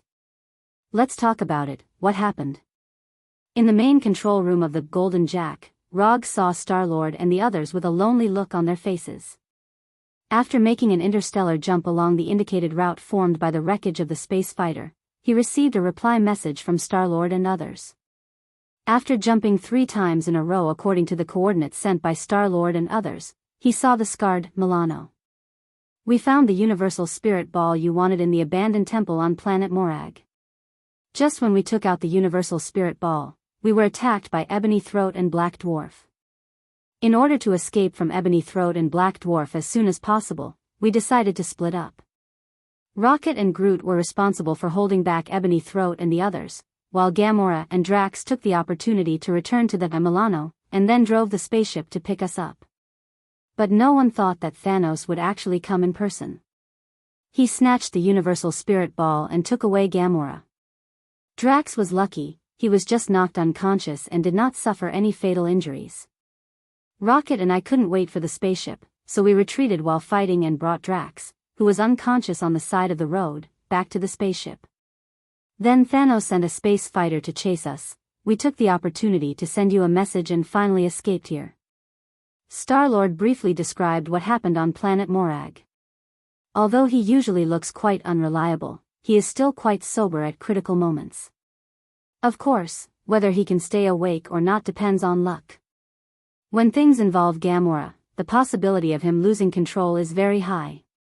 He is the man who punched out Avengers 4. Only small space fighters are chasing you? Didn't Temple 2 attack you? Rog asked with some puzzlement. According to his understanding of Thanos, Thanos has no habit of holding back against the enemy. No, although Temple 2 has been following us, it never appeared again after we made the first interstellar jump. There are not many small space fighters chasing us, only a dozen or so. Star-Lord also found that something was wrong, but like Rog, he couldn't figure out why Thanos had such an obvious behavior. Even if Temple Number 2 did not participate in the pursuit, as long as Thanos sent out more fighters, the difficulty of their escape would rise sharply, and they might not even survive until the moment of interstellar jump. Fix the Milano first. We'll talk about Gamora and the Universal Spiritual Ball later. After that, Rog left the main control room and went to his captain's room. Although he was somewhat reluctant, he had to admit that things were starting to develop in a tricky direction. Among the 6 Infinity Stones, the Power Stone is undoubtedly the most suitable one for Thanos, and it is also the one that increases his strength the most. As for time, space, soul, reality, mind, and other gems, they would at most add some additional attack methods and abilities. Compared with the last time he fought with Thanos, Rog's strength had indeed improved significantly. But compared with Thanos who got the Power Gem, his improvement was far from enough. How terrifying the Power Gem's amplification of Thanos can be seen by giving a simple example. Without the Power Gem, Thanos is at most a little stronger than the completely awakened Thor. And when he had the Power Gem, the completely awakened Thor was like an ordinary Asgard in front of him. He was the kind of opponent that he could crush at will. If the other 5 Infinity Stones can make Thanos infinitely close to the Divine Father level, then the Power Gem can make him a particularly good fighter among the Divine Fathers. The reason why there is such a big difference is not because the other 5 Infinity Stones are not as good as the Power Gem. It's because the Power Gem is the most suitable for Thanos, who has amazing physical strength and is extremely proficient in close combat. The Power Gem is an infinitely powerful physical force. It can allow the user to control all the power and energy they want to master, copy and replicate all physical superpowers, and let the user's own physical attack and defense capabilities reach the extreme. In addition, the Power Gem itself also contains a huge amount of energy, which can strengthen the effect of other gems or provide energy for other gems. For Rog, the Power Gem falling into the hands of Thanos is a more troublesome thing than the space, soul, and mind gems falling into the hands of Thanos. The fit between the Power Gem and Thanos is the same as the fit between the Time Gem and the Ancient One. It is a matter that will give the opponent a headache but helpless. This feeling, the ruler of the dark dimension, Domum, can be said to be deeply experienced. Although Thanos with the Power Gem will become very troublesome, he is not invincible. As long as the right time is found, there is still a chance to defeat him. And Thanos is not the only one who has the Infinity Stone. Rog also has the Reality Gem. Thinking of this, Rog sighed helplessly. He does have the Reality Gem, but his compatibility with the Reality Gem is far from high. To be honest, the Dark Elf King Malekith is more suitable to use the Reality Gem than him. At least Malekith can use the Reality Gem to create darkness that covers the entire universe when the 9 realms gather. After sitting at his desk and thinking seriously for more than 10 minutes, he made a decision. Find a helper, must find a helper. It is a very unwise choice to fight Thanos with the Power Gem by himself. After deciding to find a helper, his first reaction was to find the help of his cheap teacher, Ancient One. However, this plan was quickly abandoned by him. Ancient One with the Time Gem in hand is indeed very strong, but he will not be interested in these things. Unless Domum and Thanos join forces, otherwise, Ancient One will never agree to his request. Since Ancient One has been ruled out, his remaining choices are Thor, the goddess of death, Hela, and Igo, who is helping him take care of the divine tree. Igo can also be ruled out.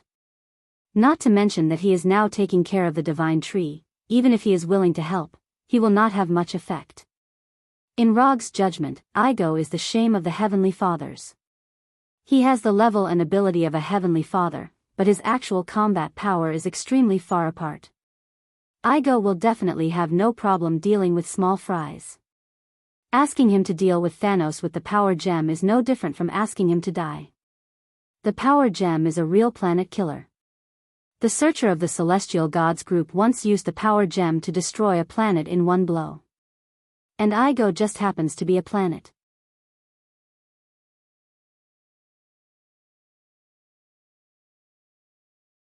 Chapter 569.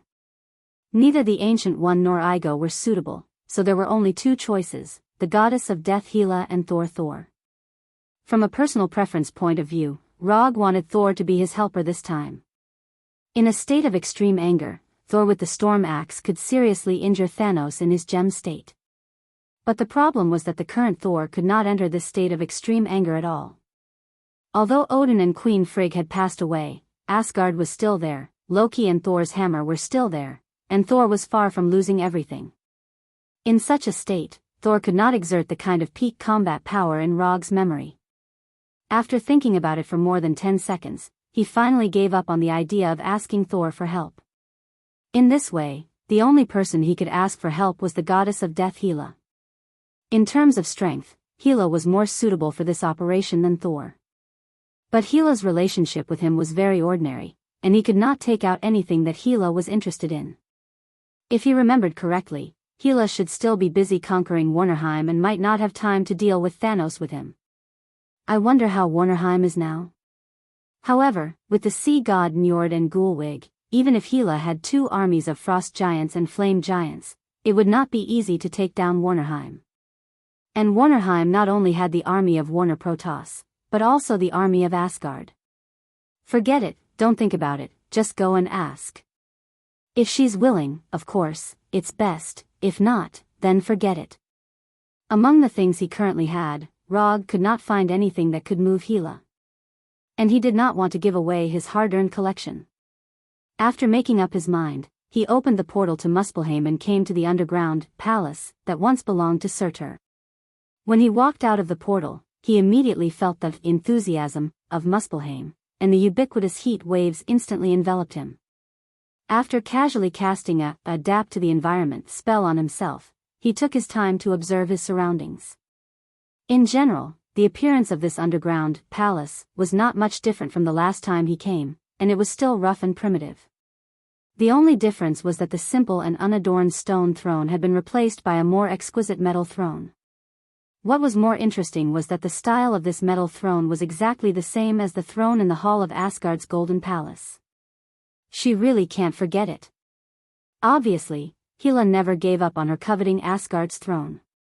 However, he did not know why she did not directly start a war with Asgard but attacked Warnerheim instead. According to Rog's limited understanding of Hela, he guessed that Hela planned to imitate the war with Odin thousands of years ago and conquer the countries in the 9 realms one by one before finally having an ultimate battle with Thor in Asgard. Of course, only Hela herself knew if this was really her plan. Although there was no way to confirm whether Hela really thought this way, Rog felt that his guess was very likely correct. Hela had conquered the 9 realms with Odin back then, but after the war ended, not only did she not receive the glory she deserved, she was also exiled by Odin. For the proud Hela, this was a humiliating experience that she could not forget even if Odin was dead. Therefore, it was very likely that she would choose to use this method of conquering the 9 realms again to prove to everyone that Odin did not choose her to inherit Asgard back then. What a wrong choice it was. Thousands of years ago, she had to work together with Odin to conquer the 9 realms. But now, she could do it all by herself. If some villains and ups and downs were added, this was definitely the template of a main character in a web novel. While he was thinking, a flame giant about twice as tall as Rog came in front of him with a puzzled expression. #yen %% yen %*. Although the flame giant's tone was polite, it was a pity that Rog could not understand a single word. No matter what, the flame giant was an intelligent race. It was normal for them to have their own language. Situations like the movies where all the intelligent races in the universe spoke English would only happen in movies. After casting a language proficiency spell on the flame giant, Rog asked casually, "Where is your queen?" "Her Majesty is commanding the war in Warnerheim." "If you want to find Her Majesty, you have to go to Warnerheim." Although Rog had only been to Muspelheim once, all the flame giants here, without exception, had heard of his name and knew what he looked like. The scene of him killing Surtur had left an indelible impression in the weak hearts of these flame giants. Although Surtur had lost his throne because of Hela's arrival, no matter what, Surtur was the king of the flame giants who had ruled Muspelheim for tens of thousands of years.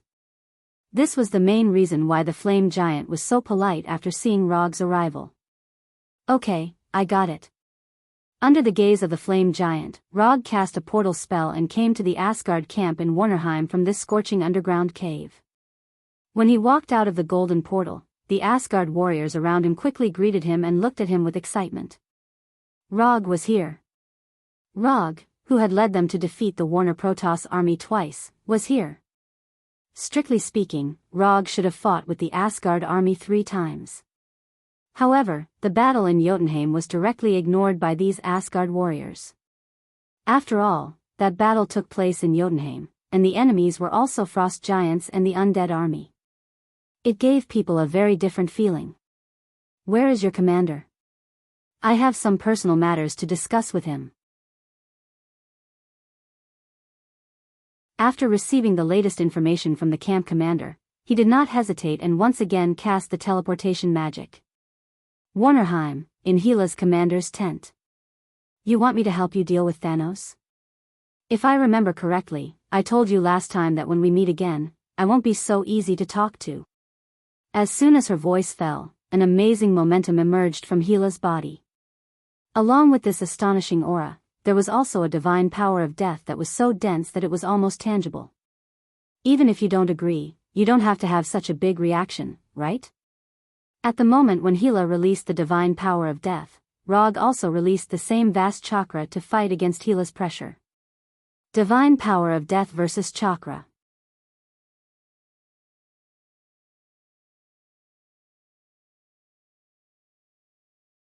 Chapter 570. Compared to the last time they met, Hela's divine power of death had improved significantly.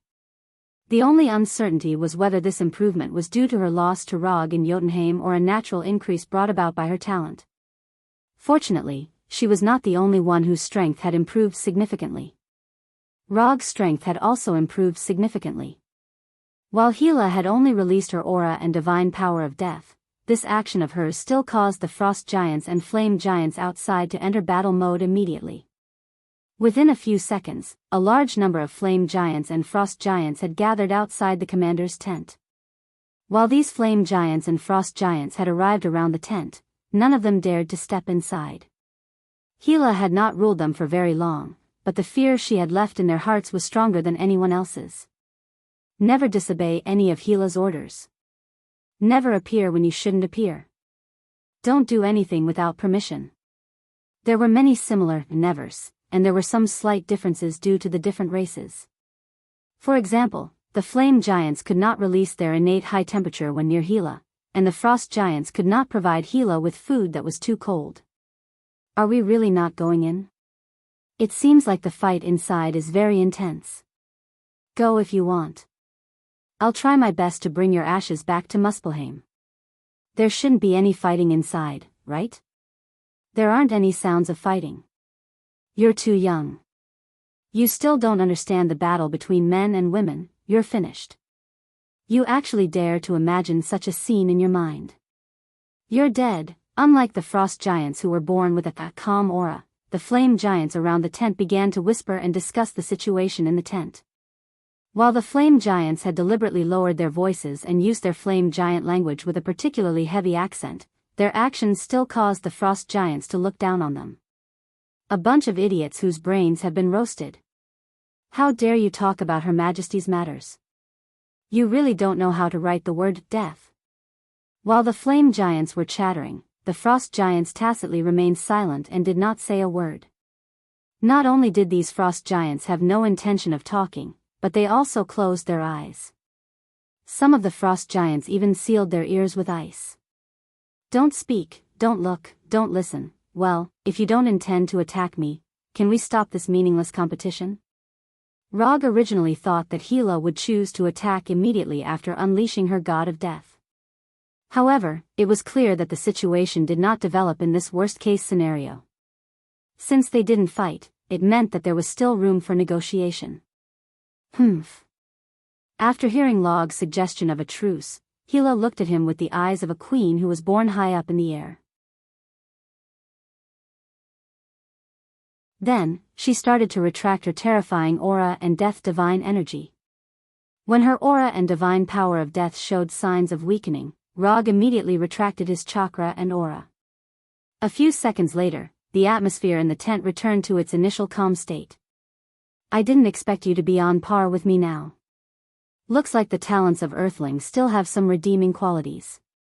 While Hela's tone gave people a feeling of being high and mighty, Rog was already used to her queen-like tone.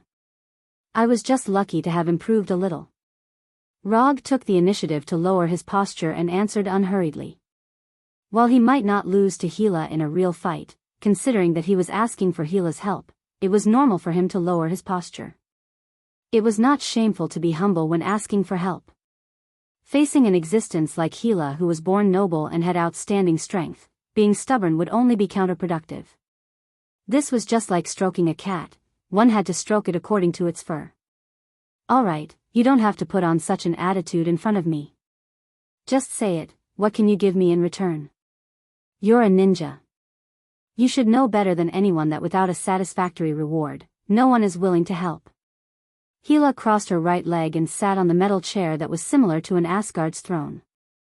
The things in my hands, even if I'm willing to give them to you, are just some small things to you. So, if you don't mind, I hope to use 2 equal promises in exchange for your help this time. Of course, I'll forget about the assassination of Thor. He's a nod in your heart. If I kill him, you won't be happy either. Other than Thor, everyone else can be discussed. For example, Loki. If you don't like him, I'll go and kill him now. What do you think?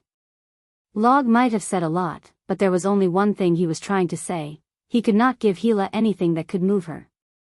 Of course, in order to prevent Hila from asking him to assassinate Saul again, he purposely used his words to push Hila out of this possibility. If he guessed correctly, Hila would definitely not let Thor die in the hands of others. He did not think of this when they met last time. But after seeing the metal chair Hila was sitting on and the metal throne in Muspelheim, he was more than 90% sure. Do you and Thor usually communicate like this? After more than 10 seconds of silence, Hila said again. More or less. Friends, you help me, I help you, that's it. Having said that, all Rog could do was wait for Hila's final reply. If Hila really didn't want to, then he could only take the reality gem and have a fair one-on-one competition with Thanos, who had the power gem. 2 promises are not enough, I want 3. If you agree, I can agree to your request this time. Hila raised her right hand, raised 3 fingers, and gave a final reply. 3 is 3, I'm fine with it. 3 promises with unknown details in exchange for Hila's help. This seemed to be a bit of a loss, but it was not particularly a loss. It was not the first time Hila dealt with him. She knew what kind of personality he had, so she was unlikely to make a particularly outrageous request. This also meant that these 3 promises were very likely to be 3 ordinary commissioned missions. You're tuning in to the Carefree Valley YouTube channel. Don't forget to subscribe and join us on this journey to catch the most captivating stories.